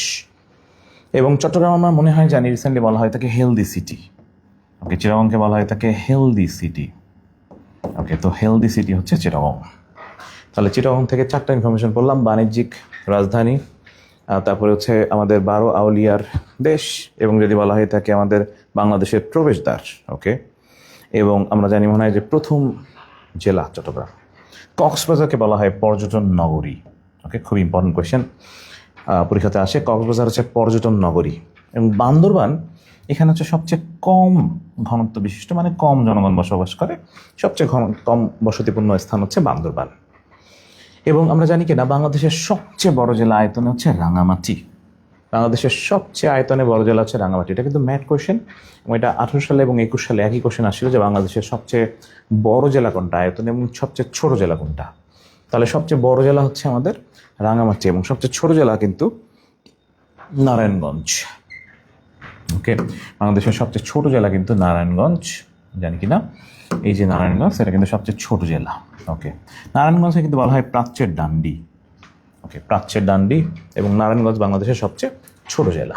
ওকে, আমাদের মনে আছে কিনা আমরা সিলেট পড়ছিলাম, সিলেটকেও কিন্তু বলা হয় 360 আউলিয়ার দেশ। যেটা সিলেট পড়লা একটু আগে, এটা কিন্তু 360 আউলিয়ার দেশ। 360 আউলিয়ার দেশ প্রায় আছে পরীক্ষাতে, যে 360 আউলিয়ার দেশ বলা হয় কাকে? ওকে, 360 আউলিয়ার দেশ বলা হয় সিলেটকে, এবং 12 আউলিয়ার দেশ বলা হয়ে থাকে কিন্তু আমাদের চিটাগংকে। ওকে, তাহলে মোটামুটি আমাদের অলমোস্ট মোটামুটি ক্লিয়ার। আমরা এবার যেগুলো আসবো এক্সট্রা ইনফরমেশনগুলোতে, সেটা হচ্ছে যদি আমাদের এবারে আমরা হচ্ছে জাস্ট মোটামুটি ধারণা পেলাম। ওকে, একটা ব্যাপার খুবই গুরুত্বপূর্ণ, সেটা হচ্ছে বঙ্গোপসাগরের এই পার্টটা থেকে প্রচুর কোশ্চেন আসে। তোমরা জানো কিনা যে বঙ্গোপসাগরে একটা খাদ আছে গভীরতম জায়গায়, যেটা বিসিএস কোশ্চেন, কয়েকবার বিসিএসে আসছে এখান থেকে কোশ্চেন। ওকে, আমরা যেটা করবো সেটা হচ্ছে যে জাস্ট এটা একটু মুছে ফেলি বোঝার সুবিধার্থে। আমাদের বঙ্গোপসাগর, বে অফ বেঙ্গল যেটা, সেটা কিন্তু এখানে অবস্থিত। বে অফ বেঙ্গল, তার মানে এখানে হচ্ছে পানি অবস্থিত, এখানে পানি, বে অফ বেঙ্গল। ওকে, এখন বঙ্গোপসাগর থেকে পরীক্ষাতে প্রশ্ন আসে যে সোয়াচ অফ নো গ্রাউন্ড। ওকে, এই কোশ্চেনটা প্রচুর আসছে পরীক্ষাতে, সোয়াচ অফ নো গ্রাউন্ড। তো বঙ্গোপসাগরে একটা গভীরতম খাদ আছে যেটাকে বলা হয় সোয়াচ অফ নো গ্রাউন্ড। হ্যাঁ, তো গভীরতম একটা খাদ আছে, যে খাদের নাম হচ্ছে সোয়াচ অফ নো গ্রাউন্ড। ওকে, একটু কমেন্টে জানাবে খাদটার নাম কি, সোয়াচ অফ নো গ্রাউন্ড। কমেন্টে একটু করে ফেলো সবাই। এই বঙ্গোপসাগরের গভীরতম একটা খাদ আছে, যে খাদের নাম হচ্ছে সোয়াচ অফ নো গ্রাউন্ড। তো সোয়াচ অফ নো গ্রাউন্ড কিন্তু বিসিএস কোশ্চেন, অ্যাডমিশন কোশ্চেন অনেকবার আসছে পরীক্ষাতে। ওকে, রাইট, প্রত্যেকে একটু কমেন্ট জানিয়ে ফেলো সোয়াচ অফ, বাংলা লিখলে ভালো হয়, সোয়াচ অফ নো গ্রাউন্ড। পৃথিবীতে এরকম প্রায় 11টা খাদ বা ক্যানিয়ন আছে। তো তোমরা হয়তো বা শুনছো বারমুডা ট্রায়াঙ্গেলের নাম, অথবা হচ্ছে আমাদের যদি বলা হয়ে থাকে এরকম যে আরও কিছু জায়গা আছে যে তোমরা মারিয়ানা ট্রেঞ্জের নাম শুনছো। তো এইগুলোকে বলা হয় খাদ, ক্যানিয়ন বা খাদ বলা হয়ে থাকে। তো বঙ্গোপসাগরে এমন একটা খাদ, এটা নিয়ে অনেক মিস্ট্রি ছিল, অনেক গভীর জায়গা। এবং এটা হচ্ছে দেখা গেছে একসময় এটা গভীরতা মাপতে শুরু করছিল ব্রিটিশরা। তো এর পরবর্তী সময়তে খুবই গভীর, এবং মোটামুটি এখন অ্যাপ্রক্সিমেটলি ধরা হয়েছে এটা হচ্ছে 14 কিলোমিটার। একটা সময় মাপা যায়নি, এখন কিন্তু এটাকে ধরা হয়েছে, জাস্ট এটা মাপা গেছে, যেটা 14 কিলোমিটার এবং বিশাল গভীরতম একটা খাদ। এটা কিন্তু বিসিএস কোশ্চেন। পৃথিবীতে এরকম প্রায় 11টা ক্যানিয়ন বা খাদ আছে, তার ভিতরে আমাদের বঙ্গোপসাগরে একটা, যেটাকে কিন্তু সোয়াচ অফ নো গ্রাউন্ড বলে। হ্যাঁ, তো সোয়াচ অফ নো গ্রাউন্ড হচ্ছে বঙ্গোপসাগরের একটা খাদের নাম। সবাই সুন্দর করে একটু কমেন্ট করো, সোয়াচ অফ নো গ্রাউন্ড জিনিসটা কি? বঙ্গোপসাগরের এটা একটা খাদের নাম। হ্যাঁ, খাদ মানে গভীরতম জায়গা। ওকে, যেটাকে সোয়াচ অফ নো গ্রাউন্ড বলে, এবং এটার গভীরতা কিন্তু 14 কিলোমিটার। আমরা সবাই জানি মনে হয় যে তোমরা দেখছো সাতক্ষীরা জেলা এখানে অবস্থিত। সাতক্ষীরা জেলায় হারিয়াভাঙা নদী ছিল এখানে। তো সেই হারিয়াভাঙা নদীর মোহনায় হচ্ছে আমাদের পূর্বাশা বলে একটা দ্বীপ ছিল এক সময়, যে পূর্বাশা। ওকে, তো সাতক্ষীরা জেলা, এটা সাতক্ষীরা, এখানে নিচে হারিয়াভাঙা নদী, সেখানে একটা দ্বীপ ছিল, যে দ্বীপটার নাম ছিল পূর্বাশা দ্বীপ। ওকে, পূর্বাশা অথবা দক্ষিণ তালপট্টি, পূর্বাশা হবে এটা। তো পূর্বাশা অথবা দক্ষিণ তালপট্টি নামটা হয়তো শুনছি আমরা, যে দক্ষিণ তালপট্টি, পূর্বাশা বা দক্ষিণ তালপট্টি দ্বীপ। ওকে, এটা কিন্তু এইখানে অবস্থিত, সাতক্ষীরা এই হারিয়াভাঙ্গা নদী এখানে, তো সেখানে পূর্বাশা বা দক্ষিণ তালপট্টি দ্বীপ অবস্থিত। এইটা নিয়ে একটা বিশাল হিস্ট্রি আছে। তো দেখা গেছে ইন্ডিয়া এক সময় এই দ্বীপটাকে দখল করে ফেলেছিল 1971-এর পরবর্তীতে। দ্বীপটা দখল করে ওনারা নাম দেয় হচ্ছে নিউ মুরস। তো পূর্বাশা দ্বীপ, পূর্বাশা অথবা দক্ষিণ তালপট্টি বা হচ্ছে আমাদের এটা আরেকটা নাম পেলাম হচ্ছে নিউ মুরস। ওকে, পূর্বাশা, দক্ষিণ তালপট্টি, নিউ মুর। ওকে, একটু কষ্ট করে লিখবা কোন জেলায় অবস্থিত। পূর্বাশা বা দক্ষিণ তালপট্টি বা নিউমুর এটা কোন জেলায় অবস্থিত, সবাই একটু লিখে ফেলো। পূর্বাশা, দক্ষিণ তালপট্টি বা নিউমুর এটা কোন জেলায় অবস্থিত, প্রত্যেকে লিখে ফেলি। ওকে, পূর্বাশা, দক্ষিণ তালপট্টি অথবা নিউমুর এটা কোন জেলায় অবস্থিত, লিখে ফেলো সবাই। পূর্বাশা, দক্ষিণ তালপট্টি অথবা নিউমুর সাতক্ষীরা জেলা, হারিয়াভাঙ্গা নদীর মোহনায় অবস্থিত লিখলেই হবে। তো এইটা নিয়ে যেটা ছিল সেটা হচ্ছে যে ইন্ডিয়া দখল করে ফেলে। তো ইন্ডিয়া দখল করার পরবর্তীতে দেখা যায় যে 2010 সালে এটা পানির নিচে তলিয়ে যায়। তার মানে New Moore is no more. Google ম্যাপে দেখা গেছে যে পুরো নিউ মুর নাই, ভ্যানিশ হয়ে গেছে। তো এটা নিয়ে অনেক কিছু হলো, তারপরেও কিন্তু ভ্যানিশিং আইল্যান্ড হিসেবে ধরা হয়ে থাকে, মানে দ্বীপটা কিন্তু এখন আর নাই। ওকে, তাহলে আমাদের Purbasha, New Moore is no more, অর্থাৎ এটা কিন্তু ভ্যানিশিং আইল্যান্ড হিসেবে ধরা হয়ে থাকে। ওকে, আমরা এবার যেটা শিখবো সেটা হচ্ছে বঙ্গোপসাগর নিয়ে কোশ্চেন আসে কয়েকটা জায়গা থেকে। যেমন আমরা বঙ্গোপসাগরের মূলত যেটা করব যে ওকে এই পোর্শনটা একটু নিব, জাস্ট এভাবে যদি মনে করি বঙ্গোপসাগর একটা সীমানা আছে, যেটা তোমরা হয়তো কোশ্চেন হিসেবে পড়ছো। তো সীমানাটা এরকম। ওকে, তো বঙ্গোপসাগরের তোমরা হয়তো বা বিশেষ কোশ্চেনে দেখছিলা 3টা পার্ট। ওকে, আমাদের ওকে একটা হচ্ছে 12 নটিক্যাল মাইল, একটা ছিল হচ্ছে 200 নটিক্যাল মাইল, আরেকটা আমরা হচ্ছে জানি মনে হয় 154 নটিক্যাল মাইল। ওকে, এই 3টা জায়গা থেকে কোশ্চেন আসে সাগরের। ওকে, তাহলে একটা হচ্ছে 12 নটিক্যাল মাইল, একটা হচ্ছে 200 নটিক্যাল মাইল, একটা হচ্ছে 154 নটিক্যাল মাইল। ওকে, 12 নটিক্যাল মাইল যেটা, সেটা কিন্তু আমাদের প্রচুর পরিমাণে আছে পরীক্ষাতে। ওকে, 12 নটিক্যাল মাইল যেটা, সেটা কিন্তু আমাদের রাজনৈতিক সমুদ্র সীমা। ওকে, রাজনৈতিক সমুদ্র সীমা। ওকে, রাজনৈতিক সমুদ্র সীমা হচ্ছে 12 নটিক্যাল মাইল। 200 নটিক্যাল মাইল যেটা, সেটা হচ্ছে অর্থনৈতিক সমুদ্র সীমা, অর্থনৈতিক সমুদ্র সীমা। ওকে, সমুদ্র সীমার এই 2টা কোশ্চেন প্রচুর আছে। সমুদ্র সীমা মাপার এককটা হচ্ছে নটিক্যাল মাইল। হ্যাঁ, নটিক্যাল মাইল, এবং 1 নটিক্যাল মাইল সমান হচ্ছে 1.85 কিলোমিটার। ওকে, এটা দ্বারা গুণ করলে বের হবে, তবে পরীক্ষাতে 12 নটিক্যাল মাইলই আসছে। ওকে, তাহলে রাজনৈতিক সমুদ্র সীমা হচ্ছে 12, অর্থনৈতিক হচ্ছে 200। ওকে, এটাকে টেরিটোরিয়াল বলা হয়, আর এটাকে বলা হয় থাকে এক্সক্লুসিভ ইকোনমিক জোন। ওকে, EEC। ওকে, তাহলে 12 নটিক্যাল মাইল হচ্ছে রাজনৈতিক, অর্থনৈতিক হচ্ছে 200। প্রত্যেকে লিখে ফেলি রাজনৈতিক সমুদ্র সীমা কত, অর্থনৈতিক কত, প্রত্যেকে লিখে ফেলো রাজনৈতিক কত, অর্থনৈতিক কত, রাজনৈতিক কত, অর্থনৈতিক কত, প্রত্যেকে লিখে ফেলি। ওকে, ব্যাপারটা একটু যেটা একটু বুঝিয়ে দিই। 12 নটিক্যাল মাইল যেটা, এটা হচ্ছে এই জায়গায় চাইলে একটা দেশ নিজের ক্ষমতা দেখাতে পারে, অর্থাৎ একটা দেশ তার পাওয়ার প্রয়োগ করতে পারে এই 12 নটিক্যাল মাইল এই জায়গাটাতে। আর 200 নটিক্যাল মাইল যেটা, এটা অর্থনৈতিক কাজকর্মের জন্য মূলত, অর্থাৎ এখানে মৎস্য আহরণ থেকে শুরু করে প্রাকৃতিক গ্যাস থেকে শুরু করে সব কিছু এই অঞ্চলে এদের হয়। আর পৃথিবীর যত যুদ্ধ বিগ্রহ হয় সেটা হয় কিন্তু এই 154, মানে এই যে মহিষোপান যেটা এই অঞ্চলটাতে কিন্তু। হ্যাঁ, যত ধরনের যে যুদ্ধ বিগ্রহ, এটা হচ্ছে মহিষোপান এই অঞ্চলে হয় মূলত।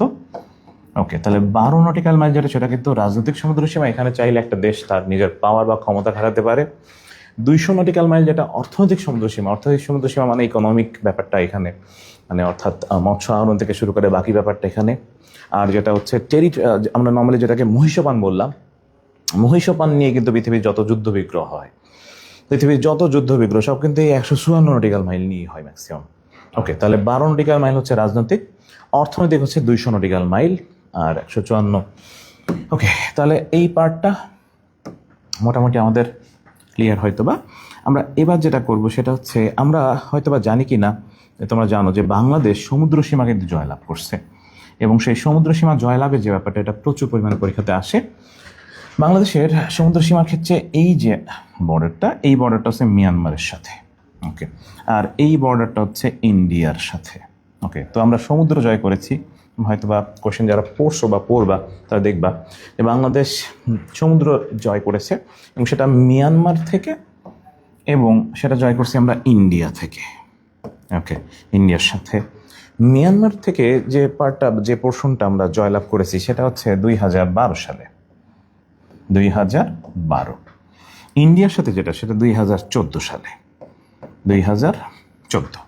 তাহলে 2012-তে হচ্ছে মিয়ানমারের সাথে, 2014-তে হচ্ছে ইন্ডিয়ার সাথে। এবার পরীক্ষাতে প্রায় আসে বা বিশেষ কোশ্চেন এসছে যে কোন আদালত থেকে এটা। তো আমরা মিয়ানমারের সাথে যেটা, সেটা হচ্ছে ইটলস, মানে ITLOS, এই আদালত। আর যেটা ইন্ডিয়ার সাথে সেটা হচ্ছে PCA, permanent court of arbitration. আর ইটলস হচ্ছে international tribunal for the law of the sea. তো এবার একটু ঘোলাতে পারে। ওকে, এবার যেটা করবো সেটা একটা শর্ট ট্রিক্সে মনে রাখবো, নাহলে মনে থাকবে না কিন্তু। এই ব্যাপারটা একটু ঘোলায়, ইভেন আমার নিজের বিসিএস কোশ্চেনও কিন্তু এটা, আমার নিজের বিসিএসও আসছিল কোশ্চেনটা। তো ব্যাপারটা হচ্ছে এরকম যে আমরা যদি বলি যে মিয়ানমার, তোমরা খেয়াল করে দেখো, মিয়ানমারকে যদি ভাঙো তাহলে মিয়ানমারে অক্ষর হয় 5টা, 1 2 3 4 and 5। এবং যদি ইটলসকে ভাঙো 1 2 3 4 and 5, দেখো অ্যালফাবেটে মিল আছে কিন্তু। তাহলে যেটা মিয়ানমার সেটা ইটলস, মানে ITLOS, international tribunal for the law of the sea, ওই আদালত থেকে 2012 সালে, এবং এটা আগে। ইন্ডিয়া যেটা, ইন্ডিয়ার ক্ষেত্রে আমি সংক্ষেপে লিখেছি, অ্যালফাবেট হচ্ছে 1 2 and 3, এবং আদালত যেটা সেটাও কিন্তু 1 2 and 3। ওকে, তাহলে মোটামুটিভাবে এভাবে মিলিয়ে রাখলে, মিলালে মোটামুটি মিলবে। না হলে তুমি যদি সলিড পড়তে যাও তাহলে একটা ঝামেলাই হবে। ওকে, প্রত্যেকে সমুদ্র আদালতটা লিখে ফেলো সুন্দর করে। তাহলে বাংলাদেশের সাথে আমাদের, মানে ইন্ডিয়ার সাথে এবং মিয়ানমারের সাথে যে জয়লাভ করেছি, সেই সমুদ্র সীমা জয়লাভের ব্যাপারটা সুন্দর করে একটু লিখে ফেলো প্রত্যেকেই। ওকে, আদালত দুইটার নাম লিখে ফেলো, সাল লিখে ফেলো। ওকে, আবার বলি, তাহলে আমরা মিয়ানমারের সাথে জয়লাভ করছি হচ্ছে 2012 সালে, এবং মিয়ানমার লিখলে দেখা যায় যে এখানে অক্ষর 5টা, 1 2 3 5 4, এবং ইটলস ITLOS, এখানে কিন্তু অক্ষর 5টা, মিলিয়ে মনে রাখা যাবে। আর ইন্ডিয়া ক্ষেত্রে হচ্ছে আমরা জাস্ট মনে রাখবো এইভাবে, সেটা হচ্ছে 2014 সালে, মানে পরবর্তীতে, পরেই, 2 বছর পরেই। এবং ইন্ডিয়াতে অক্ষর 3টা, PCA-তে কিন্তু অক্ষর 3টা, এটা দিয়ে মনে রাখতে পারো জাস্ট সুন্দর করে। ওকে, আশা করি মনে থাকবে, মেবি এটা কিন্তু ঘোলাতে পারে। হ্যাঁ, MCQ-তে কিন্তু এই ধরনের কোশ্চেনগুলো ঘুলিয়ে ফেলি আমরা খুব বেশি। ওকে, আমাদের এবার যেটা, সেটা হচ্ছে যখন আমরা কোশ্চেন সলভ করবো, কোশ্চেন সলভ করার সময় কিছু জিনিস তোমার একটু মাথায় রাখবে। সেটা হচ্ছে যে এখানে এই পার্টে, ওকে, আমি কিছু জিনিস একটু পরে বলতেছি পরবর্তী ম্যাপে, কারণ আমাদের ম্যাপ আছে অনেকগুলো। ওকে, 3-4টা ম্যাপ আছে। ওকে, তাহলে মোটামুটি সমুদ্র সীমা ব্যাপারটা ক্লিয়ার। ওকে, এই পার্টটা ক্লিয়ার করছি। আমরা এবার যেটা চলে আসবো সেটা হচ্ছে বাংলাদেশের কোন দিকে কী অবস্থিত। ওকে, এই পার্টটা প্রচুর আসে। ওকে, বাংলাদেশের চারপাশে, বাংলাদেশের কোন দিকে কী অবস্থিত, এটা প্রচুর পরিমাণে পরীক্ষাতে আসে। ওকে, আমরা কিন্তু একটু আগে শিখছিলাম, মনে আছে কি না, এই দিকে হচ্ছে আমাদের নর্থ। ওকে, আমরা কিন্তু এই দিকে হচ্ছে ওয়েস্ট। ওকে, ডান পাশে পড়ছিলাম হচ্ছে ইস্ট। ওকে, আর নিচে পড়ছিলাম হচ্ছে সাউথ। ওকে, যদি আমরা বলি এইভাবে, সেটা হচ্ছে যে, ওকে, আমাদের সাউথ হচ্ছে নিচে। ওকে, তো এবার যেটা করবো সেটা হচ্ছে কি, আমাদের কোন দিকে কি অবস্থিত। ওকে, পরীক্ষাতে কিন্তু কনফিউজিং একটা কোয়েশ্চেন, যে কোন দিকে কি অবস্থিত, এই ব্যাপারটা প্রচুর কনফিউজ করে দেয় আমাদের। ওকে, তো আমরা যেটা দেখবো সেটা হচ্ছে কি, আমাদের চারপাশে কিন্তু মোটামুটিভাবে যদি বলি, মিয়ানমার হচ্ছে এক সাইডে, ওকে, বঙ্গোপসাগর এক সাইডে, আর এই সাইডগুলোতে কিন্তু সব ইন্ডিয়া। ওকে, তো ব্যাপারটা তোমরা এভাবে মনে রাখতে পারো। মনে রাখার কিছু শর্টকাট টেকনিক আছে, যে বাংলাদেশের ওয়েস্ট মানে পশ্চিম। ওকে, ওয়েস্টে হচ্ছে ওয়েস্ট বেঙ্গল। ওকে, তাহলে বাংলাদেশের পশ্চিমে হচ্ছে ওয়েস্ট বেঙ্গল, ভারতের পশ্চিমবঙ্গ। ওকে, বাংলাদেশের যদি বলা হয় যে উত্তরে, উত্তরে কিন্তু আসাম এবং মেঘালয়। ওকে, যদিও আসামটা এখানেও, এই জায়গাতে অবস্থিত। ওকে, আর এই জায়গাতে হচ্ছে ত্রিপুরা। ওকে, এইখানে হচ্ছে মিজোরাম। ওকে, তাহলে ইন্ডিয়ান যদি বলা হয়, ইন্ডিয়ার হচ্ছে পশ্চিমবঙ্গ হচ্ছে এই পাশে, আসাম, মেঘালয়, ত্রিপুরা, মিজোরাম, মিলালে হয় হচ্ছে 5টা। ভারতের 5টা রাজ্যের সাথে বাংলাদেশের বর্ডার আছে। ভারতের 5টা রাজ্যের সাথে বাংলাদেশের বর্ডার, সেটা হচ্ছে আমাদের পশ্চিমবঙ্গ, আসাম, মেঘালয়, ত্রিপুরা এবং মিজোরাম। ওকে, এই ব্যাপারটা খুব শর্টকাটভাবে মনে রাখা যেতে পারে। সেটা হচ্ছে আমরা এইভাবে পড়বো, সেটা হচ্ছে ATM। ওকে, আমরা এভাবে মনে রাখবো অলওয়েজ, যে ATM এখন MP। জাস্ট এই নিমোনিকে তুমি মনে রাখতে পারবে পুরোটাই, যে এটিএম এখন এমপি, তার মানে আসাম, ত্রিপুরা, মেঘালয়, মিজোরাম, পশ্চিমবঙ্গ। ওকে, জাস্ট প্রত্যেকে কমেন্টে লিখে ফেলো যে আসাম, ত্রিপুরা, মেঘালয়, মিজোরাম অ্যান্ড পশ্চিমবঙ্গ। এই 5টা রাজ্য কিন্তু বাংলাদেশের চারপাশে, রাজ্য বলেছে কিন্তু জেলা বলিনি। ওকে, তাহলে ভারতের 5টা রাজ্য যেটার সাথে বাংলাদেশের সীমানা আছে, রাজ্য কিন্তু 5টা। প্রত্যেকে একটু কষ্ট করে লিখে ফেলো যে এটিএম এখন এমপি। ওকে, প্রত্যেকে কমেন্টে লেখো এটিএম এখন এমপি। ওকে, প্রত্যেকে কমেন্টে লিখে ফেলো যে এটিএম এখন এমপি। ওকে, সবাই একসাথে লিখে ফেলি এটিএম এখন এমপি। ওকে, এটিএম এখন এমপি, খুব সুন্দর করে লিখে ফেলো এটিএম এখন এমপি। ওকে, তাহলে এ মানে কিন্তু বলছিলাম আসাম, ওকে, টি মানে হচ্ছে ত্রিপুরা, এম মানে হচ্ছে মেঘালয়, আরেকটা এম মানে হচ্ছে মিজোরাম, আর পি মানে হচ্ছে পশ্চিমবঙ্গ। ওকে, ওয়েস্ট বেঙ্গলের রাজধানী হচ্ছে পশ্চিমবঙ্গ। তাই আমরা লিখছি হচ্ছে এটিএম এখন এমপি। প্রত্যেকে লিখে ফেলো এটিএম এখন এমপি। ওকে, তাহলে 5টা রাজ্যের সাথে বর্ডার আছে, এটিএম এখন এমপি। আমরা মিয়ানমারের সাথে যে বর্ডার, জানো কি না, মিয়ানমারের আমাদের নর্মালি যদি বলি, মিয়ানমারের সাথে বর্ডার আছে বাংলাদেশের সাথে এখানে, এবং এটা মিয়ানমারের যে চীন প্রদেশ সেইটার বর্ডার হচ্ছে এখানে। ওকে, আর ওদের রাখাইন যে প্রদেশ, রাখাইন, সেটার বর্ডার হচ্ছে এখানে। তার মানে মিয়ানমারের 2টা রাজ্যের সাথে বাংলাদেশের বর্ডার আছে। তাহলে মিয়ানমারের 2টা রাজ্যের সাথে বাংলাদেশের বর্ডার, একটা হচ্ছে চীন প্রদেশ, চয়রসী ন কিন্তু চীন বা শিন, 2 রকমভাবে লিখছে, শিন বা চীন বইতে, এবং রাখাইন বা আরাকান যেটা। তাহলে এই 2টার সাথে মিয়ানমারের 2টা প্রদেশের সাথে বাংলাদেশের বর্ডার আছে, আর ইন্ডিয়া কিন্তু 5টা, ব্যাপারটা যেন না ঘোলায়। তাহলে মিয়ানমারের সাথে বর্ডার হচ্ছে মিয়ানমারের 2টা হচ্ছে প্রদেশ, আর ইন্ডিয়ার সাথে কিন্তু 5টা। ওকে, পরীক্ষাতে প্রায় আসে হচ্ছে যে মিয়ানমারের সাথে যে বর্ডার সেটা বাংলাদেশের কয়টা জেলা জুড়ে। বাংলাদেশের জেলা লিখলে হয়, তখন হচ্ছে আমাদের 3টা জেলা। এটা মনে রাখতে পারো এভাবে, সেটা হচ্ছে বরাক দিয়ে মনে রাখতে পারো, বরাক, ব র একার ক। ওকে, তার মানে বান্দরবান, রাঙামাটি, কক্সবাজার, এই 3টার সাথে হচ্ছে মিয়ানমারের বর্ডার আছে।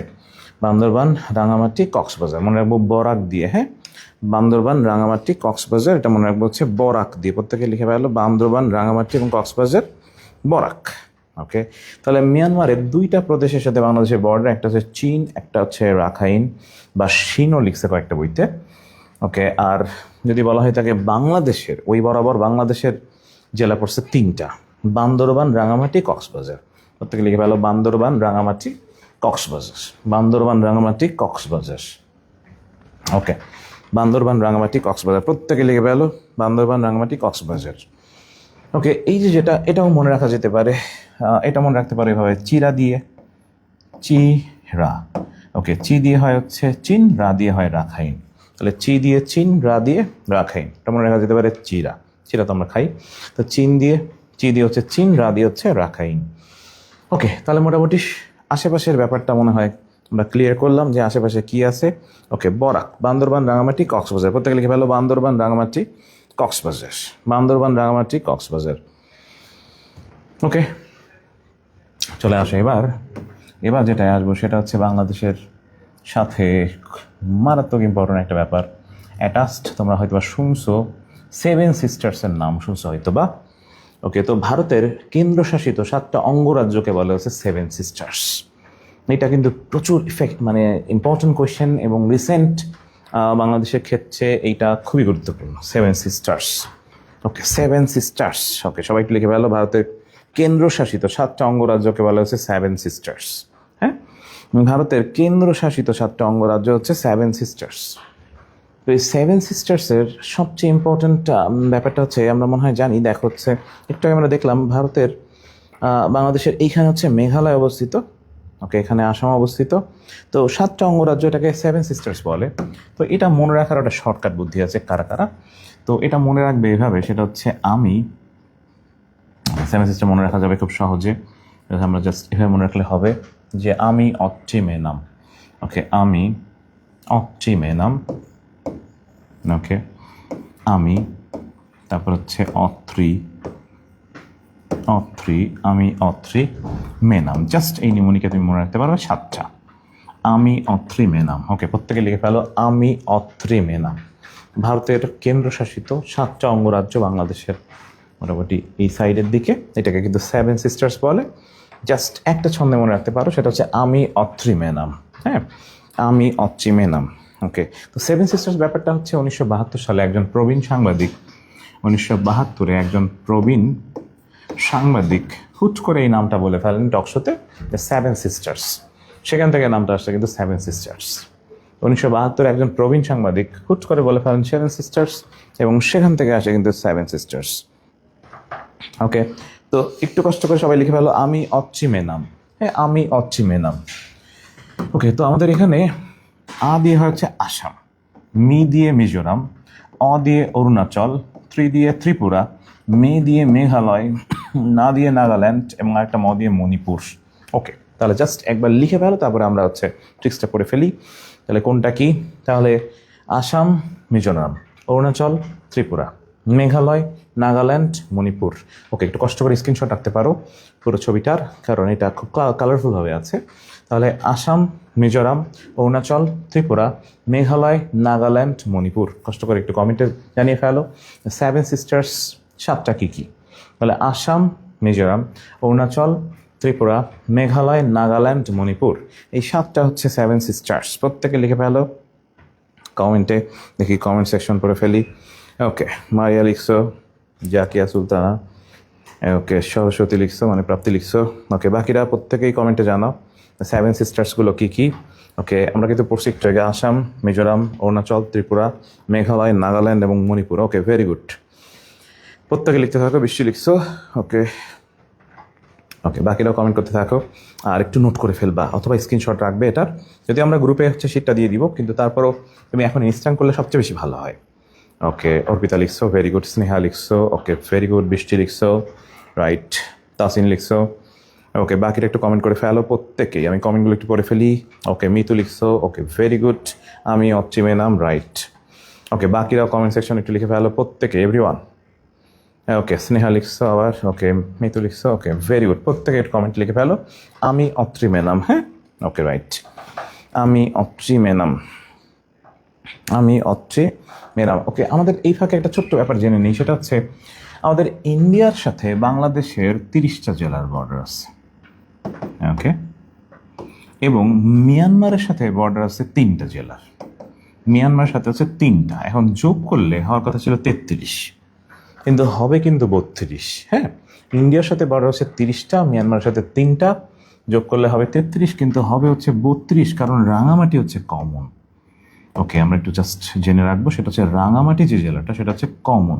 মানে একটু আগে তোমরা দেখছিলা রাঙামাটি কমন কেন, রাঙামাটির সাথে মিজোরামের বর্ডার আছে এবং চীনের বর্ডার আছে, এই জন্য। তাহলে ইন্ডিয়ার সাথে বাংলাদেশের বর্ডার হচ্ছে 30টা, মিয়ানমারের সাথে 3টা, যোগ করলে হওয়ার কথা ছিল 33, কিন্তু হবে কিন্তু 32, কারণ একটা কমন, এবং যেটা কমন সেটা কিন্তু রাঙামাটি। কোশ্চেনটা কিন্তু প্রচুর আসে। ওকে, তাহলে ইন্ডিয়ার সাথে বর্ডার হচ্ছে বাংলাদেশের 30টা জেলার, মিয়ানমার সাথে হচ্ছে 3টা, যোগ করলে হবে 33, কিন্তু হবে না 33, হবে 32। রাঙামাটি কিন্তু কমন। ওকে, তারপরে যেন মনে থাকে রাঙামাটি কিন্তু কমন। প্রত্যেকে একটু লিখে ফেলো কয়টার সাথে কয়টা, যোগ বিয়োগ একটু করে ফেলো প্রত্যেকেই। ওকে, আমরা সবাই একটু কষ্ট করে। ওকে, আবার আরেকটা কোশ্চেন পরীক্ষায় আসে, সেটা হচ্ছে যে ইন্ডিয়ার সাথে বাংলাদেশের বর্ডার হচ্ছে 4156, 4156। মিয়ানমারের সাথে হচ্ছে 271। ওকে, 271 সংখ্যাটা একটু লিখে রাখতে পারো। ইন্ডিয়ার সাথে 4156, 4156 কিলোমিটার বর্ডার, এবং মিয়ানমারের সাথে হচ্ছে 271 কিলোমিটার। ওকে, বর্ডার। ওকে, এটাও পরীক্ষায় আছে। জাস্ট ইন্ডিয়ার সাথে 4156, মিয়ানমারের সাথে হচ্ছে 271। হ্যাঁ, সংখ্যাটা একটু লিখে রাখবো। যে কোনো, মানে আমাদের সব সংখ্যাই বর্ডার না মেডিকেলে, মেইনলি যেগুলো লেখাচ্ছি জাস্ট এইগুলোই মনে রাখবো, এর বাইরে কিচ্ছু মনে রাখা লাগবে না। ওকে, তাহলে একবার বলি যে আমরা পড়ছিলাম সেভেন সিস্টার, যেটা মনে রাখবো যে আমি অত্রি মেনাম দিয়ে। ওকে, তাহলে আসাম, মিজোরাম, অরুণাচল, ত্রিপুরা, মেঘালয়, নাগাল্যান্ড, মণিপুর, এই 7টা। তবে একটা ব্যাপার তোমরা একটু আগে দেখেছো কিনা, ছবিতে দেখতেছিলাম, যারা প্রথম থেকে ছিলা তারা হয়তো বা দেখছো, সেটা হচ্ছে যে 3টার সাথে কিন্তু বর্ডার নেই। হ্যাঁ, 3টার সাথে কিন্তু আমাদের বর্ডার নেই। যেমন আমাদের বর্ডার নেই কিন্তু অরুণাচলের সাথে কিন্তু বর্ডার নেই বাংলাদেশের।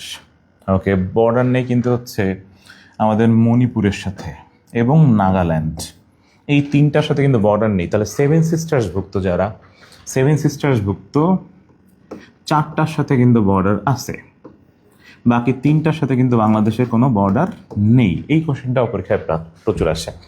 4টার সাথে হচ্ছে বর্ডার আছে, আমাদের বর্ডার নাই কিন্তু 3টার। ওকে, ব্যাপারটা একটু স্ক্রিনশট দিয়ে রাখো। 4টার সাথে বর্ডার আছে এবং বর্ডার কিন্তু নাই হচ্ছে 3টার। ব্যাপারটা একটু সুন্দর করে লিখে রাখবো।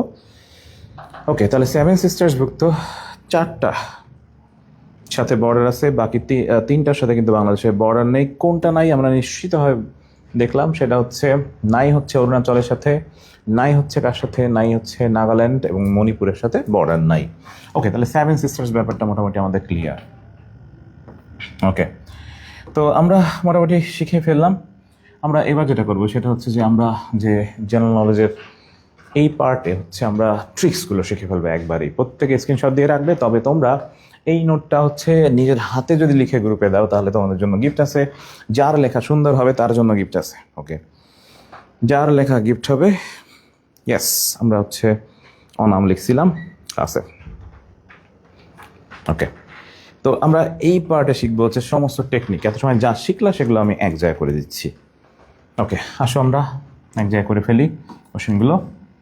আমরা একটা ব্যাপার একটু খুব মনোযোগ দিয়ে শিখবো, সেটা হচ্ছে বাংলাদেশ স্বাধীন হয় 1971 সালে। তো বাংলাদেশ স্বাধীন হয় কিন্তু 1971। তো স্বাধীনতার সময়, মোটামুটি স্বাধীনতা পরবর্তী সময় যদি বলি, বাংলাদেশের মোট বিভাগ হচ্ছে 4টা। স্বাধীনতা পরবর্তী সময় বাংলাদেশের বিভাগ ছিল হচ্ছে মোট 4টা। কয়টা? সবাই একটু কমেন্টে জানিয়ে ফেলো। স্বাধীনতা পরবর্তী সময়ে বাংলাদেশের বিভাগ, টোটাল বিভাগ, মোট বিভাগ কিন্তু 4টা ছিল। ওকে, প্রত্যেকে কমেন্টে লিখে ফেলো। স্বাধীনতা পরবর্তী সময় মুক্তিযুদ্ধ চলাকালীন বা বাংলাদেশ স্বাধীন হওয়ার পর বিভাগ ছিল হচ্ছে 4টা। কয়টা? 4টা। ওকে, সুন্দর করে লিখে ফেলো। স্বাধীনতার পরবর্তী সময় হচ্ছে বাংলাদেশের মোট বিভাগ ছিল কয়টা? 4টা। ওকে, প্রত্যেকে লিখে ফেলো যে কয়টা বিভাগ ছিল? 4টা। তো এটা মনে রাখার টেকনিক হচ্ছে খুচরা টাকা। হ্যাঁ, খুচরা টাকা। আমরা যদি এই নিমোনিকটা মনে রাখি তাহলে তোমার মনে থাকবে হচ্ছে কয়টা বিভাগ ছিল। সবাই একটু সুন্দর করে লিখে ফেলো, খুচরা টাকা। ওকে, খুচরা টাকা। টাকা কি? টাকা হচ্ছে খুচরা। প্রত্যেকে লিখে ফেলো। স্বাধীনতার পরে আমাদের বিভাগ ছিল কয়টা? 4টা ছিল। মনে রাখবো কেমনে? মনে রাখবো হচ্ছে খুচরা টাকা দিয়ে। জাস্ট আমরা যে টাকার যে খুচরা করি সেইটা দিয়ে মনে রাখবো হচ্ছে কয়টা বিভাগ ছিল। ওকে, তো সবাই একটু লিখে ফেলি খুচরা টাকা। হ্যাঁ, প্রত্যেকেই জাস্ট লিখে ফেলো খুচরা টাকা। খুচরা টাকা প্রত্যেকে, এভরিওয়ান। 4টা ছিল এবং প্রত্যেকে, আমি কিন্তু কমেন্টগুলো দেখতেছি। হ্যাঁ, মোটামুটি তোমাদের কমেন্টগুলো সবগুলো দেখতেছি, কে কমেন্ট করতেছো। ওকে, ভেরি গুড। 4টা ছিল। তাহলে মনে রাখবে কেমনে? মনে রাখবে হচ্ছে খুচরা টাকা, এই নিমোনিকটা দিয়ে। এটা যদি মনে রাখো তাহলে তোমার একবারে মনে থাকবে। ওকে, আসো দেখে ফেলি খুচরা টাকা আসলে জিনিসটা কি। আমাদের এই মানে হচ্ছে খুলনা। ওকে, খুলনা কিন্তু বিভাগ ছিল। ওকে, মানে হলো চট্টগ্রাম, খুলনা চট্টগ্রাম। ওকে, মানে হলো রাজশাহী, মানে রাজশাহী, মানে রাজশাহী। আর টাকা সবচেয়ে বেশি কোথায়? ঢাকায়। তাহলে ঢাকা। তাহলে টাকা আমরা জাস্ট ঢাকায় হলো সবচেয়ে টাকা বেশি, তাই হচ্ছে ঢাকা। তাহলে খুলনা, চট্টগ্রাম, রাজশাহী, ঢাকা। খুলনা, চট্টগ্রাম, রাজশাহী, ঢাকা। মনে রাখবে কেমনে? খুচরা টাকা দিয়ে। এই বিভাগ ছিল 4টা, মনে রাখবো খুচরা টাকা, খুলনা, চট্টগ্রাম। ওকে, প্রত্যেকে একটু কমেন্ট করে ফেলবা। Yes, very good. তাহলে খুলনা, চট্টগ্রাম, রাজশাহী অ্যান্ড ঢাকা। তাহলে কয়টা জেলা ছিল? বিভাগ ছিল 4টা, এটা বিভাগ। তো স্বাধীনতাকালীন বা বাংলাদেশ স্বাধীন হওয়ার পর বিভাগ কিন্তু ছিল 4টা। প্রত্যেকে লিখে রাখো 4টা ছিল বিভাগ। ওকে, ভেরি গুড। প্রত্যেকে কমেন্ট একবার করে ফেলো, খুলনা, চট্টগ্রাম, রাজশাহী, ঢাকা। খুলনা, চট্টগ্রাম, রাজশাহী, ঢাকা। কি বলছি? খুলনা, চট্টগ্রাম, রাজশাহী, ঢাকা। সুন্দর করে লিখে ফেলো, খুলনা, চট্টগ্রাম, রাজশাহী, ঢাকা। ওকে, আমাদের পড়া ক্লাসে রেডি হয়ে যাবে ইনশাল্লাহ, শিওর। এই নিমোনিকগুলোই তোমরা তোমাদের বইয়ে অথবা তোমাদের হচ্ছে মেইনলি বই তোমরা হচ্ছে জাস্ট স্টিকি নোট ইউজ করে পাশে লিখে রাখবে, কারণ এটা জোভার্স অথবা মেডিজিকে অথবা তুমি MP3 বলো, এগুলো এই নিমোনিকগুলো লেখা নেই। ও একটা ব্যাপার একটু বলে রাখি, এই নিমোনিকগুলো কিন্তু আমার নিজের আবিষ্কার। হ্যাঁ, এটা আসলে মূলত সম্পূর্ণ আমার নিজেরই আবিষ্কার। অধিকাংশ নিমোনিকগুলো, মানে 99% আমার নিজেরই আবিষ্কার। জাস্ট একটু কষ্ট করে লিখে রাখো, তাহলে আশা করি তোমাদের হচ্ছে ইফেক্টিভভাবে তখন মনে থাকবে। চলে আসবো পরেরটা, সেটা হচ্ছে আমরা রাজশাহী বিভাগের যে জেলা ছিল 4টা। ওকে, রাজশাহী বিভাগের জেলা হচ্ছে 4টা এবং আমরা জানি মনে হয় রাজশাহী বিভাগ বাংলাদেশের 8ম বিভাগ এবং নতুন বিভাগ কিন্তু হচ্ছে রাজশাহী। তো রাজশাহী বিভাগের জেলা হচ্ছে 4টা। তো রাজশাহী বিভাগের 4টা জেলাকে তুমি মনে রাখতে পারো খুব সহজেই, সেটা হচ্ছে ওকে জাস্ট আমরা মজা নিস। ওকে জাস্ট এখানে মনে রাখতে পারো মজা নিস। আমরা কিন্তু প্রায় বলি যে মজা নিচ্ছিস, ফ্রেন্ডকে কিন্তু প্রায় বলে থাকি যে ভাই তুই মজা নিচ্ছিস আমার কাছে। তো জাস্ট মনে রাখবে ময়মনসিংহ বিভাগের জেলা, ময়মনসিংহ কিন্তু নতুন বিভাগ, প্রচণ্ড ইম্পর্টেন্ট কিন্তু। ওকে, তো আমরা মনে রাখবো কি দিয়ে, মজা নিস, সুন্দর করে লিখে ফেলো মজা নিস। ওকে, বা মজা নিস, বা ফ্রেন্ডকে আমরা কিন্তু প্রায় বলি যে তুই মজা নিচ্ছিস কেন, তো সেটা হচ্ছে মজা নিস। ওকে, তাহলে আমাদের ময়মনসিংহ বিভাগ, যেটা ময়মনসিংহ বিভাগের হচ্ছে জেলা 4টা, মজা নিস দিয়ে মনে রাখতে পারি। এখানে ম মানে হচ্ছে ময়মনসিংহ, ম মানে হচ্ছে ময়মনসিংহ। এখানে যা মানে হচ্ছে জামালপুর। ওকে, জামালপুর, ময়মনসিংহ জামালপুর। ওকে, নে মানে হচ্ছে নেত্রকোনা, নে মানে কিন্তু নেত্রকোনা, নে মানে নেত্রকোনা। ওকে, আর স হচ্ছে শেরপুর, শরীয়তপুর না কিন্তু শেরপুর। ওকে, তাহলে ময়মনসিংহ জামালপুর নেত্রকোনা শেরপুর, ময়মনসিংহ জামালপুর নেত্রকোনা শেরপুর, প্রত্যেকে লিখে ফেলো ময়মনসিংহ জামালপুর নেত্রকোনা শেরপুর, ময়মনসিংহ জামালপুর নেত্রকোনা শেরপুর, প্রত্যেকে এভরিওয়ান ময়মনসিংহ জামালপুর নেত্রকোনা শেরপুর। মনে রাখবো কেমনে, মজা নিস, মজা নিস দিয়ে মনে রাখতে পারো। ওকে, সুন্দর করে লিখে ফেলো মজা নিস। ওকে, তাহলে ময়মনসিংহ, ওকে সুন্দর করে লিখে ফেলো ময়মনসিংহ জামালপুর নেত্রকোনা শেরপুর, ময়মনসিংহ জামালপুর নেত্রকোনা শেরপুর, প্রত্যেক এভরিওয়ান। ওকে, ভেরি গুড। আমি কমেন্ট পড়ে ফেলি, দেখি কার কী অবস্থা। ওকে, প্রাপ্তি লিখছো, ফাইজা মৌলি লিখছো, ভেরি গুড। ওকে, বুসরা লিখছো, মিতু লিখছো, অঞ্জনা সরকার, বাকিরা লিখে ফেলো প্রত্যেকে এভরিওয়ান, প্রত্যেকে। ওকে, নাদিয়া লিখছো, ভেরি গুড। স্নেহা লিখছো, ওকে ভেরি গুড, প্রত্যেকে লিখে ফেলো। ওকে, সাফা লিখছো, ইয়েস। বাকিরা প্রত্যেকেই লিখে ফেলো দ্রুত, কমেন্টে দেখবে একবারে মনে হয়ে গেছে, মনে থাকবে। আমরা এই নোটটা তুমি গ্রুপে শেয়ার করলেই তোমার জন্য গিফট আছে, এবং যার ভালো হবে এরকম জাস্ট আমরা গিফট দেওয়া হবে। ওকে, পার্বত্য চট্টগ্রামে হচ্ছে আমাদের জেলা হচ্ছে 3টা, পার্বত্য চট্টগ্রামের জেলা হচ্ছে 3টা। ওকে, পার্বত্য চট্টগ্রামের জেলা 3টা। ওকে, আমাদের পার্বত্য চট্টগ্রামের জেলা হচ্ছে 3টা। মনে রাখবো হচ্ছে খাবার, আমরা তো খাবার খাই, খাবার দিয়ে মনে রাখতে পারো। পার্বত্য চট্টগ্রামের জেলা হচ্ছে 3টা, পার্বত্য চট্টগ্রামের জেলা হচ্ছে 3টা। মনে রাখবে কেমনে, খাবার দিয়ে, খা দিয়ে হয় খাগড়াছড়ি, খা দিয়ে খাগড়াছড়ি, খা দিয়ে খাগড়াছড়ি, বা দিয়ে বান্দরবান, বা দিয়ে বান্দরবান, র দিয়ে রাঙামাটি। ওকে, তাহলে খাগড়াছড়ি বান্দরবান রাঙামাটি, খাগড়াছড়ি বান্দরবান রাঙামাটি। পার্বত্য চট্টগ্রামের জেলা কয়টা, 3টা, খাগড়াছড়ি বান্দরবান রাঙামাটি। আমরা একটু কিন্তু ছবিতে দেখছি, আমি আবার লাস্টে রিপিট করবো। খাগড়াছড়ি বান্দরবান রাঙামাটি খাবার, খাগড়াছড়ি বান্দরবান রাঙামাটি, প্রত্যেকে খাগড়াছড়ি বান্দরবান রাঙামাটি খাবার, খাবার দিয়ে মনে রাখতে পারো 3টা, খাগড়াছড়ি বান্দরবান রাঙামাটি। ফ্রেন্ডে একটু মেনশন দিও প্লিজ, কারণ ব্যাপারটা হচ্ছে জিকে নিজে পড়ে নেওয়াটা খুব টাফ, এটা পড়িয়ে দিলে খুব দ্রুত ইজিলি মনে থাকে। এবং বিশ্বাস করো আজকের যে টপিকটা পড়াচ্ছি এখান থেকে শিওর, কমপ্লিটলি শিওর 1 মার্ক হুবহু আসবে। ওকে, 100% শিওর। তাহলে খাগড়াছড়ি বান্দরবান রাঙামাটি, প্রত্যেকে লিখে ফেলো খাবার, খাগড়াছড়ি বান্দরবান রাঙামাটি। পার্বত্য চট্টগ্রামের জেলা কয়টা, 3টা। ওকে, কমেন্টগুলোতে দেখে ফেলি।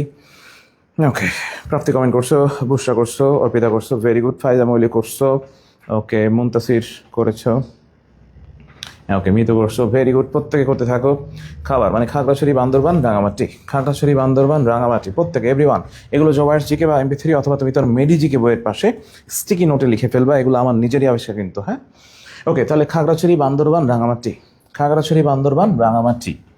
ওকে, চলে আসবো পরেরটায়, সেটা হচ্ছে বাংলাদেশ রাজধানী হয় হচ্ছে, মানে বাংলাদেশের রাজধানী যে ঢাকা, তো বাংলাদেশের রাজধানী ঢাকা কিন্তু 5 বার, হ্যাঁ। তো বাংলাদেশের যে রাজধানী সেটা ঢাকা হয় 5 বার। ওকে, সালটা হচ্ছে 1610 সালে, 1660 সালে, 1905 সালে, 47, 1971। দেখো এইভাবে পড়লে কিন্তু মনে থাকবে না। ওকে, তো একটা কনফিউজিং কোয়েশ্চেনকে তুমি জাস্ট নিউমনিকে খুব সহজে দ্রুত মনে রাখতে পারবে, এটার জন্য আমরা ট্রিক্স পড়ে ফেলবো এখনই। যদি তুমি এমনে পারো জিকে, তোমার টাইম লাগবে। অ্যাডমিশন সময়টায় ট্রিকি স্টাইলে দ্রুত পড়লে মানে দ্রুত রেসপন্স করা যায় এবং তুমি আনসার করতে পারবা খুব দ্রুত। যদি তোমার ব্রেন অনেক ভালো হয়, ওকে, আমার কোনো কমপ্লেন নাই। 1660, 1610, তারপরে 60, 1905, 1947, 1971, মানে ঢাকা যে রাজধানী 5 বার। কিন্তু এইটাকে খুব সহজে ট্রিকি স্টাইলে এইভাবে পড়া যায়। ওকে, এইটাকে পড়া যায় এমনি। ওকে, এটা পড়ার সিস্টেমটা হচ্ছে জাস্ট এটা একটা মোবাইল নাম্বার বানিয়ে ফেলো। তো এটাকে একটা মোবাইল নাম্বার বানিয়ে ফেলি। আমি হচ্ছে 016, যেহেতু 1600 তো তাই 6 লিখছি। 0161060054771 কমপ্লিট। জাস্ট কোডটা মনে রাখবে, 01610 মানে 1600, 1616, 10 মানে 1610, 1660, বাকি তিনটা হচ্ছে 1900। বাকি যে তিনটা, এই তিনটা হচ্ছে 1900। এটা একটু মনে রাখলে হবে। তবে সিরিয়ালি মোবাইল নাম্বার আমাদের মনে থাকে, তাহলে 0161060054771। ওকে, তাহলে কি মনে রাখবো? 0161060054771। জাস্ট মোবাইল নাম্বার বানিয়ে ফেলো, দেখবে মনে থাকবে। ওকে, এমনি পড়লে সবচেয়ে ভালো মনে থাকে। ওকে, ভেরি গুড। প্রত্যেকে কোড লিখে ফেলো, 0161060054771 মানে 1610, 1660। ওকে, 1905। ওকে, 1905, 1947, 1971। ওকে, তাহলে 1610, 1660 এইটাকে জাস্ট মোবাইল নাম্বার হিসেবে বানিয়েছি। তাহলে 1610, 1660, 1905, 1947, 1971। এটা কিন্তু আমার নিজের আবিষ্কার। এখানে যেগুলো নিউমোনিক দেখতেছো সবগুলো আমার নিজের একেবারে। ওই যে পার্টিসিপল যেটা আমি শিখিয়েছিলাম, ইজ বা ফর দিয়ে, ওটাও কিন্তু আমার নিজের ইনোভেটিভ আবিষ্কার। আমি ওইটাই একবার অনলাইনে পড়েছিলাম, দেখলাম এরপরে দেখি যে সবাই ওটা পড়াচ্ছে।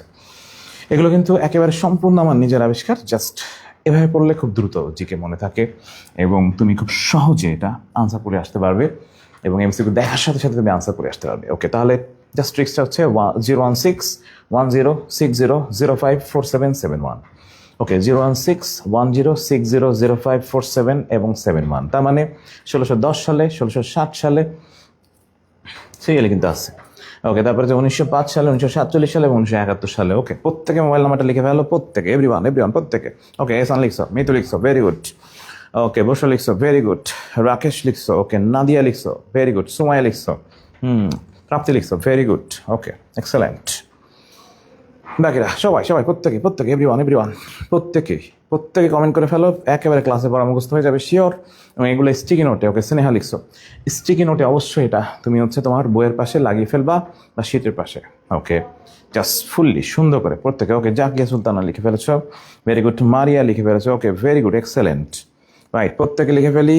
ওকে, তাহলে 0161060054771। ওকে, মোবাইল নাম্বার মনে থাকবে শিওর।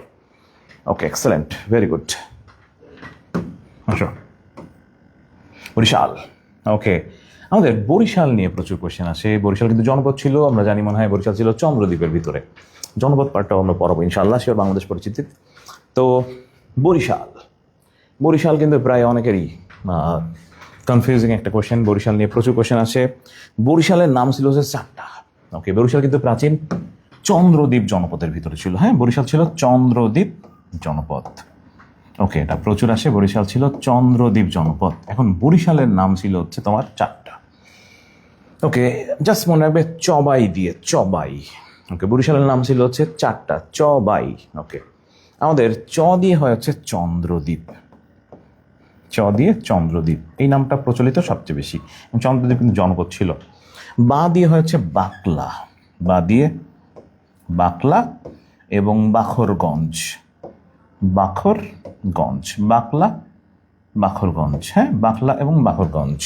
আর ই দিয়ে হয় ইসমাইলপুর। ওকে, ইসমাইলপুর, ই দিয়ে ইসমাইলপুর। ওকে, তাহলে বরিশালের নাম কয়টা? বরিশালের নাম হচ্ছে 4টা, চন্দ্রদ্বীপ, বাকলা, বাখরগঞ্জ। ওকে, বাখরগঞ্জ এবং ইসমাইলপুর। তাহলে চবাই দিয়ে মনে রাখতে পারো, চন্দ্রদ্বীপ, বাকলা, বাখরগঞ্জ, ইসমাইলপুর। ও, ইসমাইলপুরটা মনে রাখতে পারো আমাদের ইসমাইল ভাইয়াকে দিয়ে।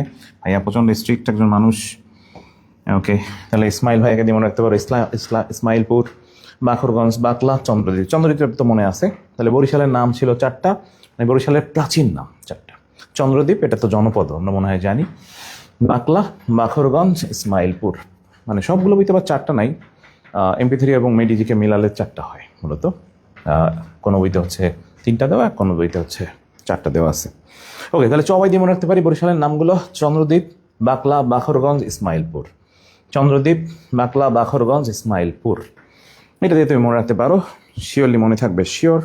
ওকে, রাইট, জিএম ইসমাইলপুর। ওকে, স্নেহা লিখছো, ভেরি গুড। ওকে, ভাইয়া প্রচন্ড স্ট্রিক একজন মানুষ, রাইট। তাহলে চন্দ্রদ্বীপ, বাকলা, বাখরগঞ্জ অ্যান্ড ইসমাইলপুর। তাহলে বরিশালের নাম কয়টা? বরিশালের নাম হচ্ছে 4টা। আসো, মিয়ানমারের সাথে আমাদের হচ্ছে বর্ডার হচ্ছে বা সীমান্ত হচ্ছে কয়টা? 3টা জেলার। ওকে, এটা মনে রাখতে পারো বকর দিয়ে, হ্যাঁ, ব দিয়ে হয় বান্দরবান, ক দিয়ে হয় কক্সবাজার, র দিয়ে হয় রাঙামাটি। বকর, ওকে, মনে করো বকর তোমার একজন ফ্রেন্ড, বকরকে দিয়ে মনে রাখো। বান্দরবান, কক্সবাজার, রাঙামাটি। বান্দরবান, কক্সবাজার, রাঙামাটি। ওকে, বান্দরবান, কক্সবাজার, রাঙামাটি, প্রত্যেকে এভরিওয়ান। বান্দরবান, কক্সবাজার, রাঙামাটি। ওকে, তাহলে মিয়ানমারের সাথে যে সীমান্ত ছিল কয়টা? 3টা। ঠিক করছি। মিয়ানমারের সাথে সীমান্ত হচ্ছে কয়টা? 3টা জেলার সাথে। বাংলাদেশের 3 জেলার সাথে মিয়ানমারের সীমান্ত। কয় জেলা? 3 জেলা। ওকে, তাহলে মিয়ানমারের সাথে সীমান্ত হচ্ছে বাংলাদেশের 3 জেলার, এবং মিয়ানমারের হচ্ছে 2টা প্রদেশ। মনে আছে কিনা বলছিলাম একটু আগে যে মিয়ানমারের চীন প্রদেশের সাথে বা শিন প্রদেশের সাথে আর রাখাইনের সাথে। ওকে, রাখাইন।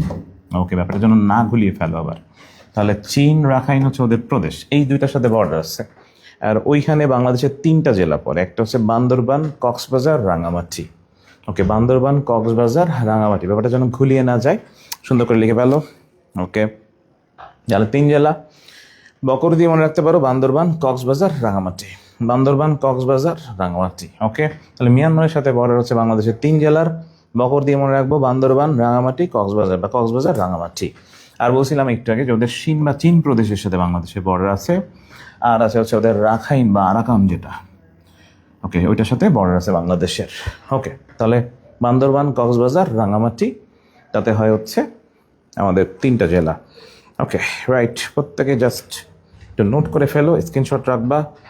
ওকে, আমাদের মৃত্যু কমেন্ট করছে হচ্ছে অঞ্জনা সরকার এবং শারমিন কমেন্ট করে ফেলছো, খাদিজাতুন নাদিয়া করছো, সাফা করেছো, উজ্জ্বল করছো, বাকিরাও কমেন্ট করে ফেলো দ্রুত, প্রত্যেকেই, এভরিওয়ান। অর্পিতা, বাকিরাও কমেন্ট করে ফেলো। ওকে, প্রাপ্তি কমেন্ট করছো, very good. Okay, right, everyone, প্রত্যেকে কমেন্ট করে ফেলো, বুসরা কমেন্ট করছো। ওকে, তো ব্যাপারটা হচ্ছে ক্লিয়ারলি আমরা চলে আসবো এবার। এটা হচ্ছে আমরা যে একটু আগে বলছিলাম যে ভারতের পশ্চিমবঙ্গ, তো ভারতের পশ্চিমবঙ্গের সাথে বাংলাদেশের 9টা জেলার তোমার বর্ডার আছে। ওকে, ভারতের যে পশ্চিমবঙ্গ, ওদের 9টা জেলার সাথে বাংলাদেশের বর্ডার। আমরা ছবিতে যে দেখেছিলাম যে যদি ম্যাপিং করি, ম্যাপের ক্ষেত্রে আমরা যে বলেছিলাম যে যদি মনে করো যে বাংলাদেশের ম্যাপ যেটা ছিল ওখানে যদি এভাবে বলি, ওকে, তো এই যে আমাদের যে বরাবর, ওকে, তো ম্যাপিংয়ের ক্ষেত্রে এই যে পার্টটা ছিল, এই পার্ট থেকে এই পর্যন্ত হয় হচ্ছে ভারতের পশ্চিমবঙ্গের জেলা হয় 9টা জেলার সাথে বাংলাদেশের বর্ডার আছে। তো এখন এইটা মনে রাখার একটা শর্টকাট বুদ্ধি আছে। বুদ্ধিটা হচ্ছে তুমি এভাবে মনে রাখতে পারো, সেটা হচ্ছে যে দর্জি নদীর জলের কচু দিয়ে মুর্শিদার 24 মালা গাথে। জাস্ট একটা নিমনিকে তোমার সব মনে থাকবে যে দর্জি নদীর জলের কচু দিয়ে মুর্শিদার 24 মালা গাথে। প্রত্যেকে লিখে ফেলো, একবারে মনে থাকবে শিওর, 2বার পড়া লাগবে না, অফলাইনে পড়েছিলাম আজকে। দর্জি নদীর জলের কচু দিয়ে মুর্শিদার 24 মালা বানায় বা গাথে। দর্জি নদীর জলের কচু দিয়ে মুর্শিদার, ওকে, জাস্ট নিমনিকটা এভাবে, দর্জি নদীর জলে কচু দিয়ে মুর্শিদার 24 মালা গাথে বা বানায়, যেটাই ভালো লাগে। তাহলে দর্জি নদীর জলের কচু দিয়ে মুর্শিদার 24 মালা গাথে। জাস্ট একটা নিমনিক তোমার হচ্ছে টোটাল ওয়েস্ট বেঙ্গলের সাথে যে বর্ডার পুরোটাই হয়ে যাবে। দর্জি নদীর জলের কচু দিয়ে মুর্শিদার 24 মালা গাথে। ওকে, লিখে ফেলো, টাইপিং স্টাইলেও দেখা যাবে, তোমার টাইপিং স্পিডও বেড়ে যাবে প্রত্যেকেই। ওকে, বাংলা ইংলিশেও লিখতে ফেলতে পারো, দর্জি নদীর জলের কচু দিয়ে মুর্শিদার 24 মালা গাথে বা বানায়।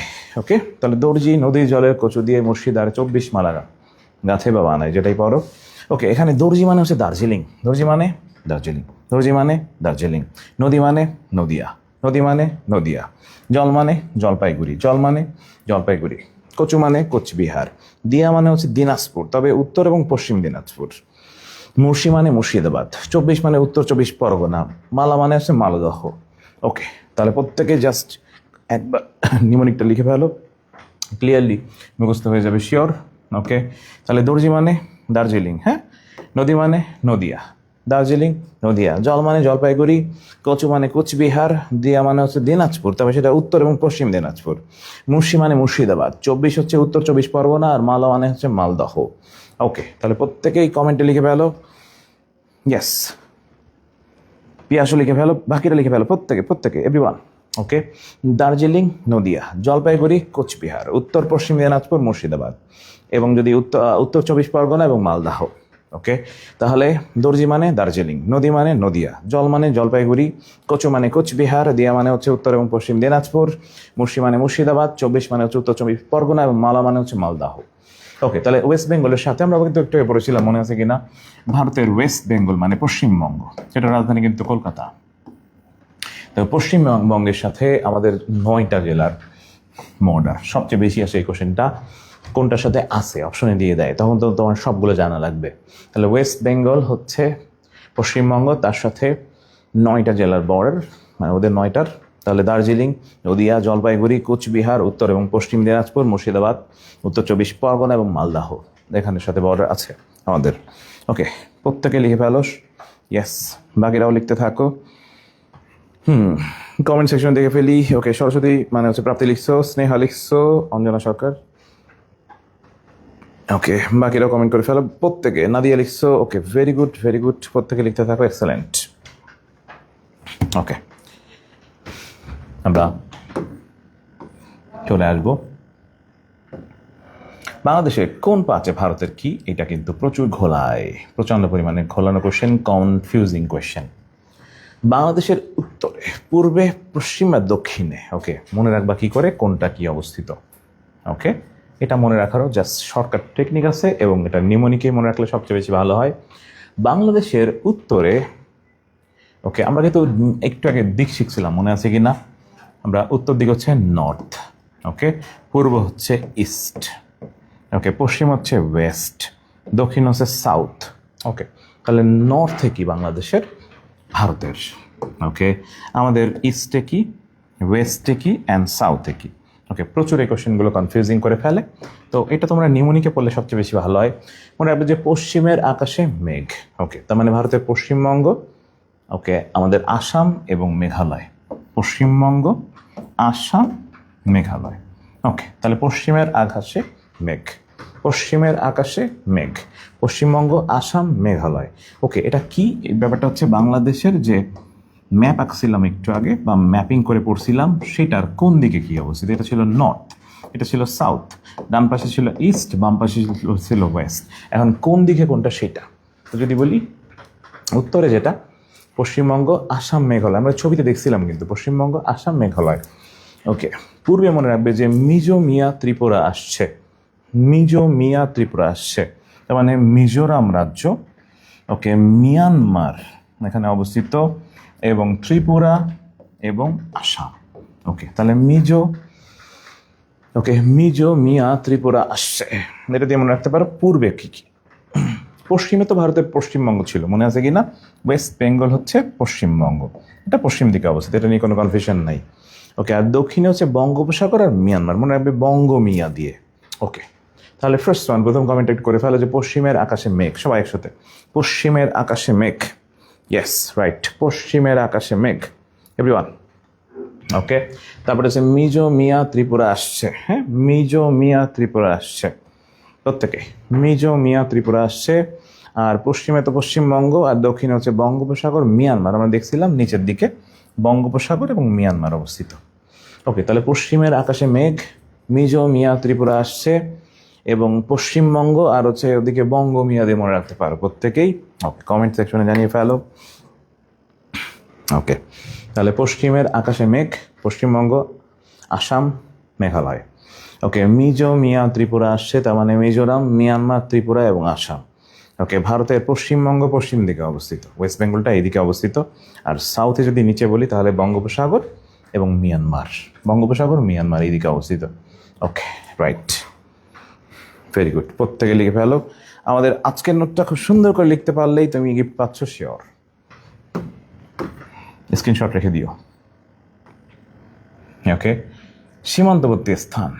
ওকে, এইটা উত্তর, দক্ষিণ, পূর্ব, পশ্চিম কোথায় কি অবস্থিত, প্রচুর কিন্তু এই কোয়েশ্চেনটা আসে, কনফিউজিং কোয়েশ্চেন। ওকে, প্রচণ্ড কনফিউজিং কোয়েশ্চেন।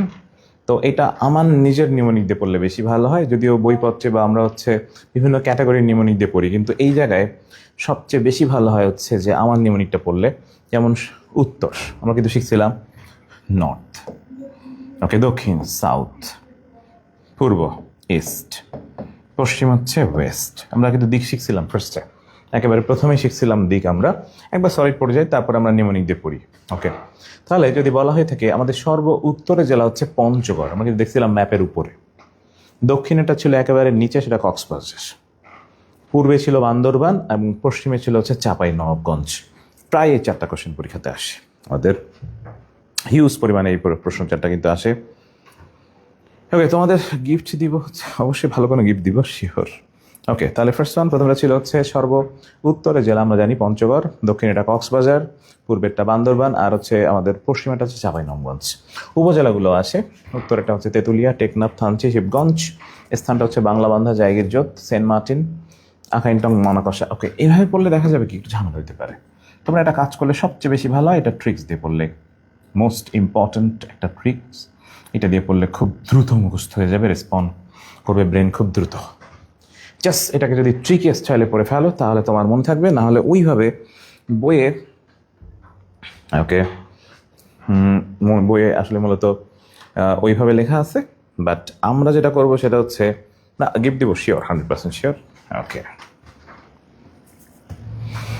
দেখো যেটা হচ্ছে সেটা হচ্ছে উত্তরটা মনে রাখবে যে 5টা তেঁতুল বান্ধা যায়। ওকে, 5টা তেঁতুল বান্ধা যায়, 5টা তেঁতুল বান্ধা যায়। ওকে, এখানে যদি আমরা বলি প দিয়ে হয় পঞ্চগড়, ওকে, তে দিয়ে হয় তেঁতুলিয়া, বা দিয়ে হয় বাংলাবান্ধা, আর যা দিয়ে হয় জায়গিরজোত। পঞ্চগড়, তেঁতুলিয়া, বাংলাবান্ধা, জায়গিরজোত। পঞ্চগড়, তেঁতুলিয়া, বাংলাবান্ধা, জায়গিরজোত। ওকে, এবার সর্বদক্ষিণে যেটা মনে রাখবে কক্সবাজারের টাকা ছেঁড়া, কক্সবাজারের টাকা ছেঁড়া। ওকে, তার মানে কক্সবাজার, টেকনাফ, ছেড়াদ্বীপ, কক্সবাজার, টেকনাফ, ছেড়াদ্বীপ। পূর্বটা হচ্ছে বান্দর থানায় আসছে।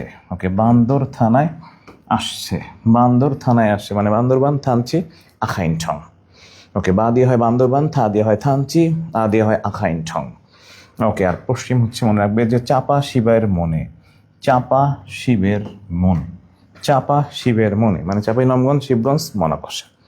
চাঁপাইনবাবগঞ্জ, শিবগঞ্জ, মনাকষা। কমেন্ট করতে থাকা ধুমায় 5টা তেঁতুল বান্ধা যায়, প্রত্যেকে 5টা তেঁতুল বান্ধা যায়। প্রথমেই যে 5টা তেঁতুল, ওকে আজকে তো লিখছিলাম ওই যে পতে যা লিখছিলাম, তাই না?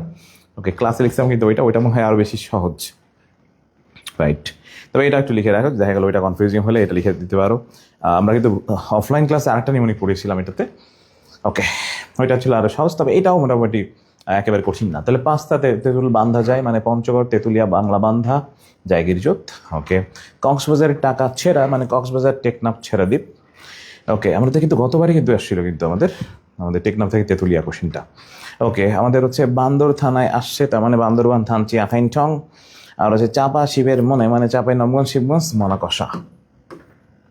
ওকে, চলে আসো সুন্দরবন। প্রচুর আমরা কনফিউজিং একটা কোয়েশ্চেন এটা। সুন্দরবন কিন্তু আমরা জানি মনে হয় যে 5টা জেলা জুড়ে বিস্তৃত।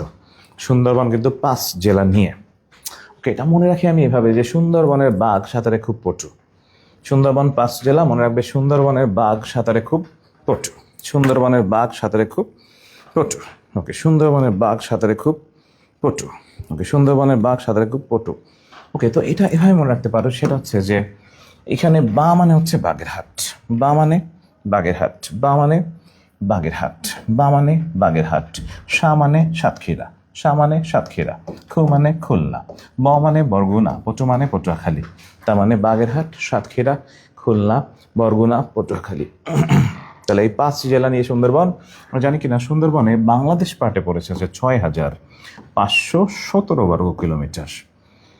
10,000 বর্গ কিলোমিটারের ভিতরে বাংলাদেশ পার্টে পড়েছে হচ্ছে 6,017, বাকিটা পড়ছে কিন্তু ইন্ডিয়ায়। তার মানে 66% বাংলাদেশে। মানে সুন্দরবনের 66% কিন্তু বাংলাদেশে, 34% হচ্ছে ইন্ডিয়াতে। বাংলাদেশ করে লিখলাম, 66% হচ্ছে বাংলাদেশে, 34% মানে 10,000 বর্গ কিলোমিটার ভিতরে 6,517 যেটা পড়ছে আমাদের বাংলাদেশ পার্টে। ওকে, তাহলে সুন্দরবনের বাঘ সাঁতারে খুব পটু লিখে ফেলো। সুন্দরবনের বাঘ সাঁতারে খুব পটু, সুন্দরবনের বাঘ সাঁতারে খুব পটু। প্রত্যেকে এভরিওয়ান, সুন্দরবনের বাঘ সাঁতারে খুব পটু। প্রত্যেকে লিখে ফেলো সুন্দরবনের বাঘ সাঁতারে খুব পটু। এভরিওয়ান, প্রত্যেকে সুন্দরবনের বাঘ সাঁতারে খুব পটু।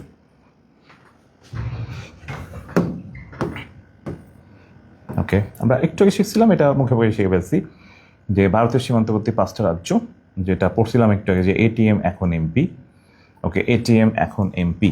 ওকে, এটিএম এখন এমপি, আমরা এটা একটু আগে পড়ে ফেলছি যে এটিএম এখন এমপি। এদের রাজধানীগুলো আমরা চাইলে একবার দেখে ফেলতে পারি, রাজধানীগুলো আছে পরীক্ষাতে।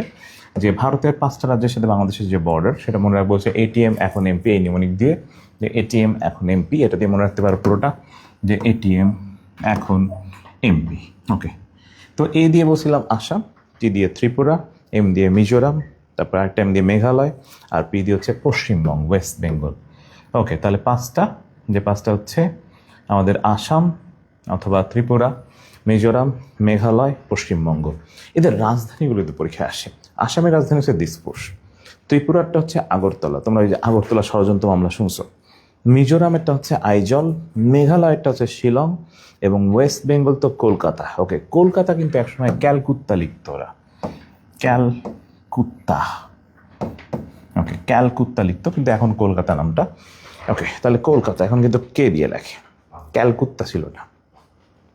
যাই হোক, তাহলে আসাম, ত্রিপুরা, মিজোরাম, মেঘালয়, পশ্চিমবঙ্গ, এই 5টার সাথে কিন্তু বর্ডার। আসামের রাজধানী কিন্তু দিসপুর, ত্রিপুরা হচ্ছে আমাদের আগরতলা, আগরতলা ষড়যন্ত্র মামলার কথা শুনছি আমরা, মিজোরাম হচ্ছে আইজল, মেঘালয় হচ্ছে শিলং, আর ওয়েস্ট বেঙ্গল হচ্ছে পশ্চিমবঙ্গ, যেটা কলকাতা। ওকে, আমরা একটু আগে পড়ে ফেলেছি যে রাজনৈতিক সমুদ্রসীমা, অর্থনৈতিক সমুদ্রসীমা। রাজনৈতিক সমুদ্রসীমা হচ্ছে 12 নটিক্যাল মাইল, এবং অর্থনৈতিক সমুদ্রসীমা ছিল হচ্ছে 200 নটিক্যাল মাইল। ওকে, তাহলে 12, 200, একসময় খেয়াল করতে লিখতো। ওকে, আমাদের 12, 200, এটা আমরা ছবি এঁকে বুঝছি সুন্দরভাবে।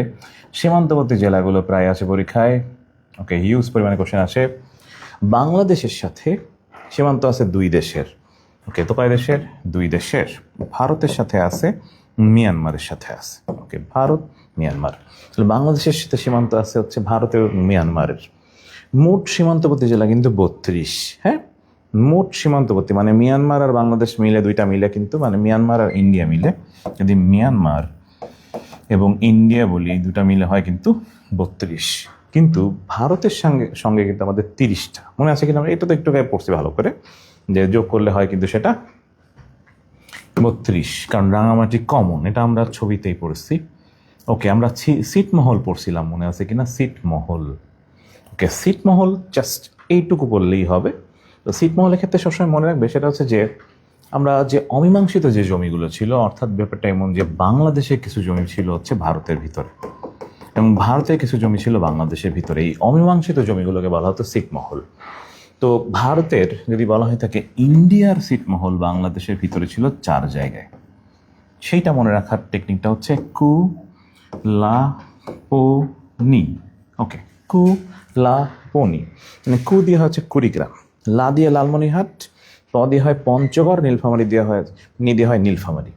তাহলে ইন্ডিয়ার যে 111টা ছিটমহল বাংলাদেশের ভিতরে, এইটা হচ্ছে এই 4টা জায়গায়: কুড়িগ্রাম, লালমনিরহাট, পঞ্চগড়, নীলফামারী। কুড়িগ্রাম, লালমনিরহাট, পঞ্চগড়, নীলফামারী। সবাই লিখে পেল কুলাপনি।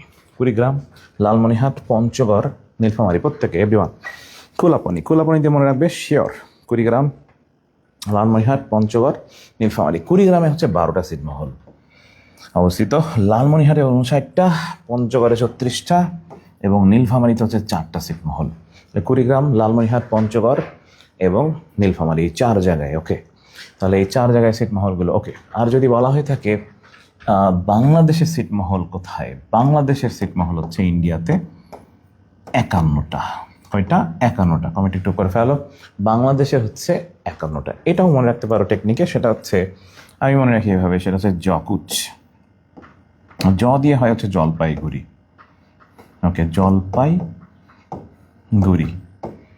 ওকে, আর কুচ দিয়ে মনে রাখতে পারো কুচবিহার। ওকে, জলপাইগুড়ি, কুচবিহার।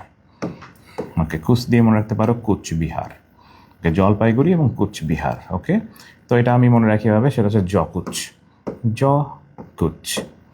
ওকে, জলপাইগুড়িতে হচ্ছে 4টা ছিটমহল, কুচবিহারে হচ্ছে 47টা, যোগ করলে হয় হচ্ছে আমাদের 51টা।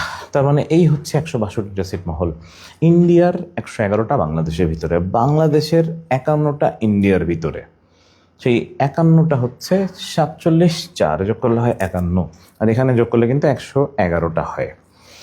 ওকে, তাহলে মোট এই 162 টুকরা জমি, যখন আমাদের যে র্যাডক্লিফ লাইন যেটা আছে, তো ওটাতে দেখা গেছে যে অনেক সময় ভাগ করার সময় জমিগুলো এবড়ো থেবড়ো হয়ে গেছিলো, অর্থাৎ বাংলাদেশে কিছু জমি ওখানে পড়ছে, আমাদেরটা কিছু ওখানে পড়ছে। তো এই ব্যাপারটা ছিটমহল, তো এই অমীমাংসিত জমিগুলোকে ছিটমহল বলা হতো। 1974 সালে ছিটমহল বিনিময় চুক্তি হয়, ইন্দিরা মুজিব চুক্তি, তোমরা হয়তো পড়বা বইতে, এবং এটা 2015 সালে মীমাংসিত হয়। ওকে, যাই হোক, 7 সিস্টার্স। ওকে, আমরা একটু আগে পড়ে ফেলেছি 7 সিস্টার্স, ভারতের 7টা অঙ্গরাজ্য, যেটাকে বলা হয় 7 সিস্টার একসাথে। তো এটা মনে রাখার টেকনিক বলছিলাম একটু আগে, মনে আছে কিনা? আমি অথ্রি মেনাম, হ্যাঁ, আমি অথ্রি মেনাম। ওকে, আমি অথ্রি মেনাম, জাস্ট এই নিমনিকে তুমি 7টাই মনে রাখতে পারবে একবারেই, যে আমি অথ্রি মেনাম। এখানে আ দিয়ে হয় আসাম, মি দিয়ে মিজোরাম, অ দিয়ে হয় অরুণাচল, ত্রিপুরা, মেঘালয়, নাগাল্যান্ড, মণিপুর। ভারতের কেন্দ্রশাসিত 7টা অঙ্গরাজ্য, যেটা আমাদের বাংলাদেশের এই সাইড বরাবর ছিল, মনে আছে কিনা ম্যাপের? তো এটা, তো আমি অথ্রি মেনাম, এবং এটা বলছিলাম একটু আগে, মনে আছে কিনা? 1972 সালে একজন প্রবীণ সাংবাদিক একটা টক শোতে হুট করে এই 7টা অঙ্গরাজ্যকে 7 সিস্টার্স বলে উনি বলে ফেলেছিলেন, সেখান থেকে নাম চলে আসে 7 সিস্টার্স। তাহলে 7 সিস্টার হচ্ছে 7টা, মনে রাখবো আমি অথ্রি মেনাম দিয়ে। ওকে, আসাম, ত্রিপুরা, ওকে, মি দিয়ে হয় মিজোরাম, অরুণাচল, ত্রিপুরা, মেঘালয়, নাগাল্যান্ড, মণিপুর। এদের 3টার সাথে কিন্তু বর্ডার নেই। কয়টার সাথে? 3টার সাথে কিন্তু বাংলাদেশের বর্ডার নেই। 4টার সাথে কিন্তু বাংলাদেশের বর্ডার আছে। তো যে 3টার সাথে নাই, অরুণাচল, মণিপুর, নাগাল্যান্ড।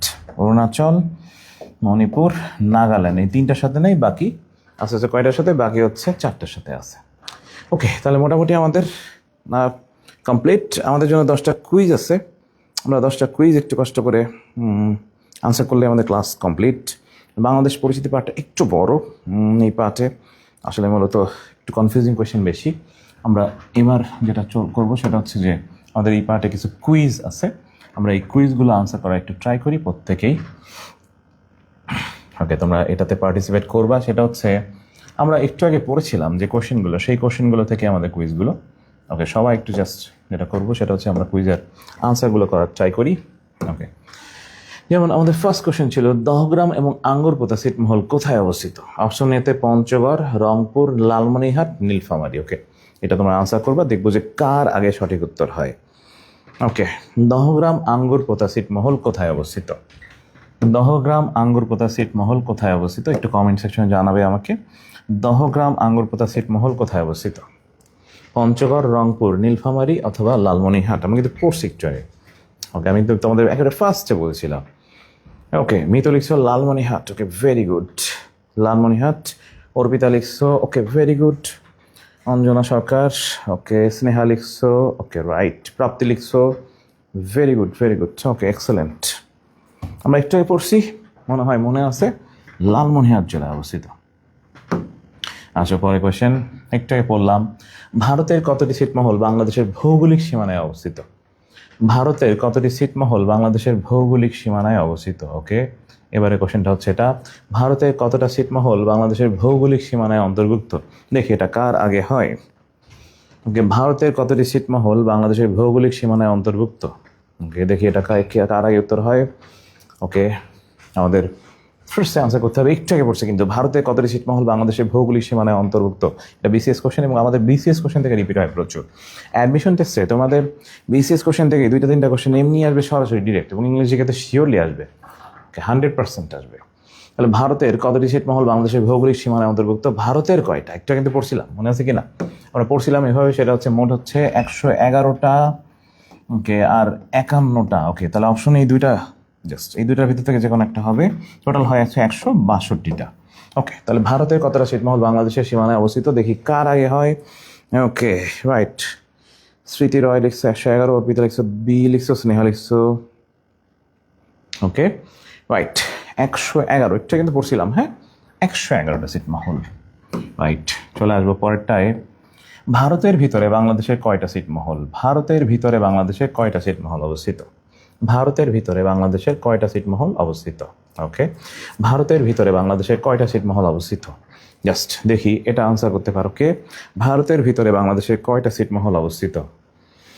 ভারতের ভিতরে বাংলাদেশে কয়টা ছিটমহল অবস্থিত? দেখি এটা আনসার কে করতে পারো দ্রুত। কোশ্চেন নাম্বার 3, দেখি কার আগে হয়। ওকে, অঞ্জনা সরকার সি, সাফা ইসলাম, ওকে, স্নেহা লিখছো 51, ওকে, সংখ্যা লিখছো, জাকিয়া লিখছো, মিতু লিখছো 100, রূপক লিখছো 51টা, রাইট। বাকিটা কমেন্ট করতে থাকো। ভারতের ভিতরে বাংলাদেশের, ওকে, বলছিলাম একটু আগে, মনে আছে কিনা, ভারতের ভিতরে বাংলাদেশের 51টা। ওকে, চলে আসো পরের কোয়েশ্চেন। পরের কোয়েশ্চেনটা ছিল হচ্ছে বাংলাদেশের কোন জেলায় কর্কটক্রান্তি রেখা ও 90 ডিগ্রি দ্রাঘিমাকে ছেদবিন্দু অবস্থিত? ওকে, কর্কটক্রান্তি, তাই না? আমরা এটা মনে হয় কোশ্চেনে আমরা দেখছিলাম কি না, এই ব্যাপারটা একটু ক্লিয়ার করে যাই। সেটা হচ্ছে তোমরা যে বাংলাদেশের সীমানায় যদি বলি তাহলে দুইটা আন্তর্জাতিক রেখা, ওকে, সীমানাতে দুইটা আন্তর্জাতিক রেখা, একটা হচ্ছে তোমার শেরপুর থেকে বরগুনা পর্যন্ত, একটা শেরপুর থেকে বরগুনা পর্যন্ত যেটা, এটা হচ্ছে 90 ডিগ্রি দ্রাঘিমা রেখা। ওকে, শেরপুর থেকে বরগুনা পর্যন্ত যে রেখাটা সেটা হচ্ছে 90 ডিগ্রি। ওকে, চুয়াডাঙ্গা থেকে কুমিল্লা পর্যন্ত যেটা, এটা হচ্ছে কর্কট ক্রান্তি রেখা। চুয়াডাঙ্গা থেকে কুমিল্লা পর্যন্ত যেটা, সেটা কর্কট ক্রান্তি রেখা। শেরপুর থেকে বরগুনা পর্যন্ত যে রেখা সেটা হচ্ছে 90 ডিগ্রি দ্রাঘিমা রেখা। চুয়াডাঙ্গা থেকে কুমিল্লা পর্যন্ত যে রেখা সেটা হচ্ছে আমাদের কর্কট ক্রান্তি রেখা, মানে ট্রপিক অফ ক্যান্সার, এটাকে বলে কর্কট ক্রান্তি রেখা, কর্কট ক্রান্তি। ওকে, দুইটা রেখা মিলছে হচ্ছে ফরিদপুর জেলায়। তাহলে লম্ব বরাবর যে রেখা সেটা হচ্ছে আমাদের 90 ডিগ্রি দ্রাঘিমা রেখা, যেটা হচ্ছে আমাদের শেরপুর থেকে বরগুনা পর্যন্ত বিস্তৃত। হ্যাঁ, শেরপুর থেকে যে বরগুনা এই পর্যন্ত বিস্তৃত রেখার নাম হচ্ছে আমাদের 90 ডিগ্রি। চুয়াডাঙ্গা থেকে কুমিল্লা পর্যন্ত যেটা, এটা হচ্ছে কর্কট ক্রান্তি রেখা। চুয়াডাঙ্গা থেকে যে কুমিল্লা পর্যন্ত, এটার নাম হচ্ছে কর্কট। মাঝখানে মিলছে যেটা, সেটা দুইটা মিলছে কিন্তু ফরিদপুরের ভিতরে, হ্যাঁ, ফরিদপুর জেলাতে মিশছে। ওকে, তো সেই কোশ্চেনটাই আমাদের ছিল, বাংলাদেশের কোন জেলায় কর্কটক্রান্তি রেখা এবং 90 ডিগ্রি দ্রাঘিমা রেখার ছেদবিন্দু অবস্থিত? তাহলে একটু আগে দেখলাম, ওকে, আমাদের ফরিদপুর। ওকে, চলে আসবো পরে কোয়েশ্চেন।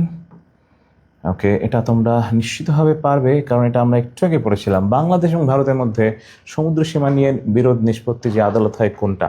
বাংলাদেশ ভারত, কিন্তু হ্যাঁ, বাংলাদেশ ভারত, আমি নিমনিকে পড়িয়েছি কিন্তু এটা বাংলাদেশ ভারত।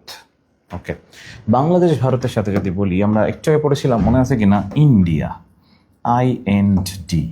ওকে, ইন্ডিয়াতে অক্ষর হচ্ছে 1 2 3, আদালত যেটা সেটা হচ্ছে PCA, এখানেও অ্যালফাবেট 1 2 and 3। ওকে, বের হয়ে গেছে।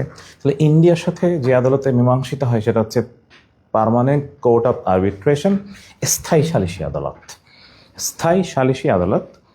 তো যেটা ইন্ডিয়াকে সংক্ষেপে লিখছি IND, এবং PCA permanent court of arbitration. Okay, so তাহলে নিশ্চিতভাবে আমরা কোয়েশ্চেন আনসার কোনটা, ABCD। ওকে, PCA, রাইট। ওকে, চলে আসো পরে কোয়েশ্চেন। বাংলাদেশ এবং মিয়ানমার সীমান্তে অবস্থিত নদী কোনটা? ওকে, বাংলাদেশ এবং মিয়ানমার সীমান্তে অবস্থিত নদী কোনটা? বাংলাদেশ এবং মিয়ানমার সীমান্তে অবস্থিত নদী কোনটা? বাংলাদেশ এবং মিয়ানমার সীমান্ত নদী কোনটা? ওকে, এটা একটু বলে যাই, সেটা হচ্ছে বাংলাদেশ মিয়ানমার যদি বলো তাহলে হবে হচ্ছে এটা, বাংলাদেশ মিয়ানমার যদি এখানে বলি তাহলে এইখানে হবে হচ্ছে আমাদের এই দ্বারা সেই নদীটা বাংলাদেশ মিয়ানমার। ওকে, তাহলে বাংলাদেশ মিয়ানমারের ক্ষেত্রে ওইটা। ওকে, দেখি কে পারো, আমি তারপর বলতেছি নদীটার নাম কি, সাঙ্গু, কর্ণফুলী, নাফ নাকি মাতামুহুরী? ওকে, সাঙ্গু, কর্ণফুলী, নাফ নাকি মাতামুহুরী, দেখি কার আগে হয়। ওকে, অর্পিতা লিখছো, ভেরি গুড। ওকে, নাফ নদী, ওকে, রাইট, ভেরি গুড, নাফ নদী, এক্সেলেন্ট, নাফ। এবং ওইখানে যে নদীটা ছিল ওটা কিন্তু মূলত আমাদের নাফ নদী। ওকে, এইখানে অবস্থিত। ওকে, রাইট, চলে আসি আমরা পরেরটায়। পরের কোশ্চেনটা ছিল এমন, আমাদের 10টা কোশ্চেন অনলি। মিয়ানমারের সাথে বাংলাদেশের সীমান্ত কত কিলোমিটার? এটা কিন্তু আমরা একটু আগে পড়ছি। মিয়ানমারের সঙ্গে বাংলাদেশের সীমান্ত কত কিলোমিটার? আমরা কিন্তু একটু আগে পড়েছিলাম, একটু আগে লিখে দিয়েছিলাম তোমাদের। মিয়ানমারের সাথে সীমান্ত, ওকে, মিয়ানমারের সাথে বাংলাদেশের সীমান্ত কত কিলোমিটার? 250, 251, 261 এবং 271। ওকে, জাস্ট সুন্দর করে লিখে ফেলো মিয়ানমারের সঙ্গে বাংলাদেশের সীমান্ত কত কিলোমিটার। এটা রাজশাহী ভার্সিটি কোয়েশ্চেন এবং 19-20 সেশনের কোয়েশ্চেন, প্রচুর রিপিট হয় কিন্তু আমাদের এই কোয়েশ্চেনটা। ওকে, মিয়ানমারের সাথে বাংলাদেশের সীমান্ত কত কিলোমিটার? 200, 250, 251, 261, 271। ওকে, সংখ্যা লিখতে হবে কিন্তু, হ্যাঁ। ওকে, মুনতাসির লিখছো, অর্পিতা লিখে ফেলছো, ভেরি গুড। প্রাপ্তি লিখে ফেলেছো, ওকে রাইট। বাকিরাও লিখে ফেলো 271 কিলোমিটার। বলছিলাম 4156, 271 একটু আগে পড়েছি।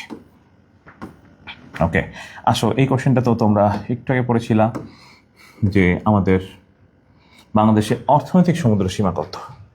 বাংলাদেশের অর্থনৈতিক সমুদ্র সীমা কত? ওকে, আনসার করে ফেলো। বাংলাদেশের অর্থনৈতিক সমুদ্র সীমা কত? বাংলাদেশের অর্থনৈতিক সমুদ্র সীমা কত? প্রত্যেকে আনসার করে ফেলো। বাংলাদেশের অর্থনৈতিক সমুদ্র সীমা, রাজনৈতিক অর্থনৈতিক।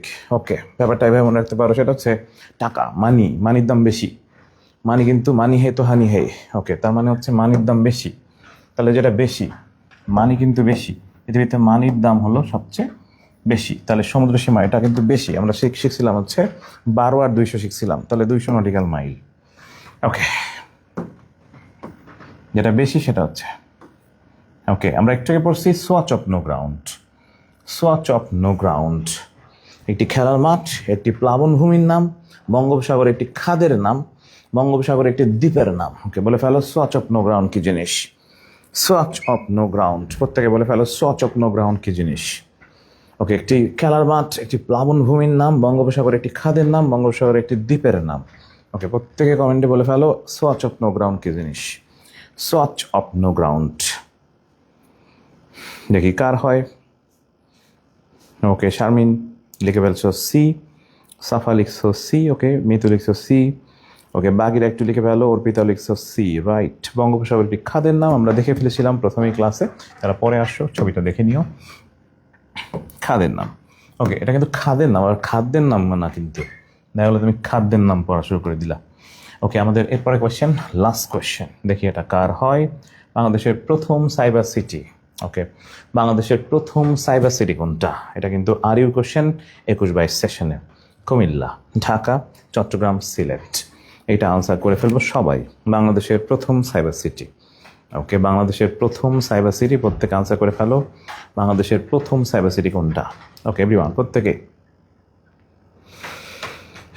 ওকে, বাংলাদেশের প্রথম সাইবার সিটি, প্রত্যেকে আনসার করে ফেলো। বাংলাদেশের প্রথম সাইবার সিটি।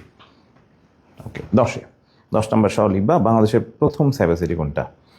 ওকে এভরিওয়ান, প্রত্যেকেই বাংলাদেশের প্রথম cyber city. Okay, Sylhet, very good. Okay right, তো আমরা আজকে মোটামুটি জেনারেল নলেজ আসলে একটু ট্রিকিভাবে যদি পড়তে পারো তাহলে জিকে খুব সহজে মনে থাকবে, এবং জেনারেল নলেজ পড়ার প্রসেসটাই এমন, এইভাবে পড়লেই খুব দ্রুত মুখস্থ হবে। যদি আমরা বই দাগায় আর পড়ি, এমনি পড়লে কিন্তু মনে থাকবে না, শিওর। তো আজকে যে নোটটা লিখলাম, এই নোটটা জাস্ট তোমরা যেটা করবা সেটা হচ্ছে অবশ্যই এই নোটটা গ্রুপে শেয়ার করব, যাদের নোটটা সুন্দর হবে দেখতে এবং কমেন্ট অথবা হচ্ছে রিয়াক্ট বেশি করবে, তাদের জন্য গিফট আছে। প্রথম 5 জনের জন্য গিফট আছে। তো সবাই যেটা করবো সেটা হচ্ছে নোটটা অবশ্যই সাথে সাথে নোট করে ফেলবা আজকে প্রত্যেকেই। ওকে, স্ক্রিনশট রেখে রেখে সুন্দর করে খাতায়, এবং যার মূলত হচ্ছে সবচেয়ে বেশি কমেন্ট অথবা হচ্ছে রিয়াক্ট করবে তার জন্য গিফট আছে। প্রথম 5 জনের জন্য গিফট আছে। আমরা অবশ্যই প্রথম 5 জনকে মোবাইল রিসার্চ গিফট করব প্রত্যেককেই। ওকে, তো এইটা তোমরা করে ফেলবা গ্রুপেই। আমাদের ডিএমসি স্কলার যে গ্রুপটা আছে সেখানে তোমরা শেয়ার করবা। এটা তোমাদের হচ্ছে জাস্ট কম্পিটিশন, এবং তাতে হবে কি এক জায়গায় নোট করা হয়ে যাবে, এবং জিকেতে তোমরা একটা নোটবুক বা খাতা ফলো করতে পারো। এই ট্রিকিভাবেই আমরা মূলত পড়াবো, যেমন অফলাইনে পড়িয়েছিলাম আজকে মোটামুটি, এছাড়া আরও অনেক টেকনিক পড়িয়েছিলাম ওখানে। তো জাস্ট ম্যাক্সিমামগুলো এখানে আলোচনা করছি। ওকে, ওখানে হয়তো বা দেখা যাচ্ছে 2-1টা কমেন্ট হয়তো বা আমি 2-1টা টেকনিক এখানে চেঞ্জ করছি। আমি আবার নতুন করে জাস্ট দুইভাবে লিখছি। এখানে যতগুলো টেকনিক বা নিমোনিক পড়লাম এগুলো 99% আমার নিজেরই আবিষ্কার। জাস্ট তুমি এটা ইউটিলাইজ করতে পারো, 100% শিওর তুমি উপকৃত হবে। এমসিকিউ মানে জিকে নিয়ে কোনো কনফিউশন থাকবে না। ওকে, ক্লাসটা কেমন ছিল প্রত্যেকে একটু কমেন্টে জানাবে, যে আমাদের ক্লাসটা মানে তোমরা আসলে ক্লাসে উপকৃত হয়েছো কিনা একটু কমেন্টে জানিয়ে ফেলো শেষ অংশে। আর প্রতিদিন যেভাবে বলি, আমি অলওয়েজ যেটা বলি সবসময় একটু সেটা দিয়ে শেষ করি, জাস্ট 1 মিনিট, যে আমাদের অ্যাডমিশন সেশন, এই সেশনে ভালো করতে গেলে অবশ্যই যেটা করতে হবে সেটা হচ্ছে তোমাকে একটা জিনিস মনে রাখতে হবে, যে a plan is a half done, মানে পরিকল্পনা কাজের অর্ধেক।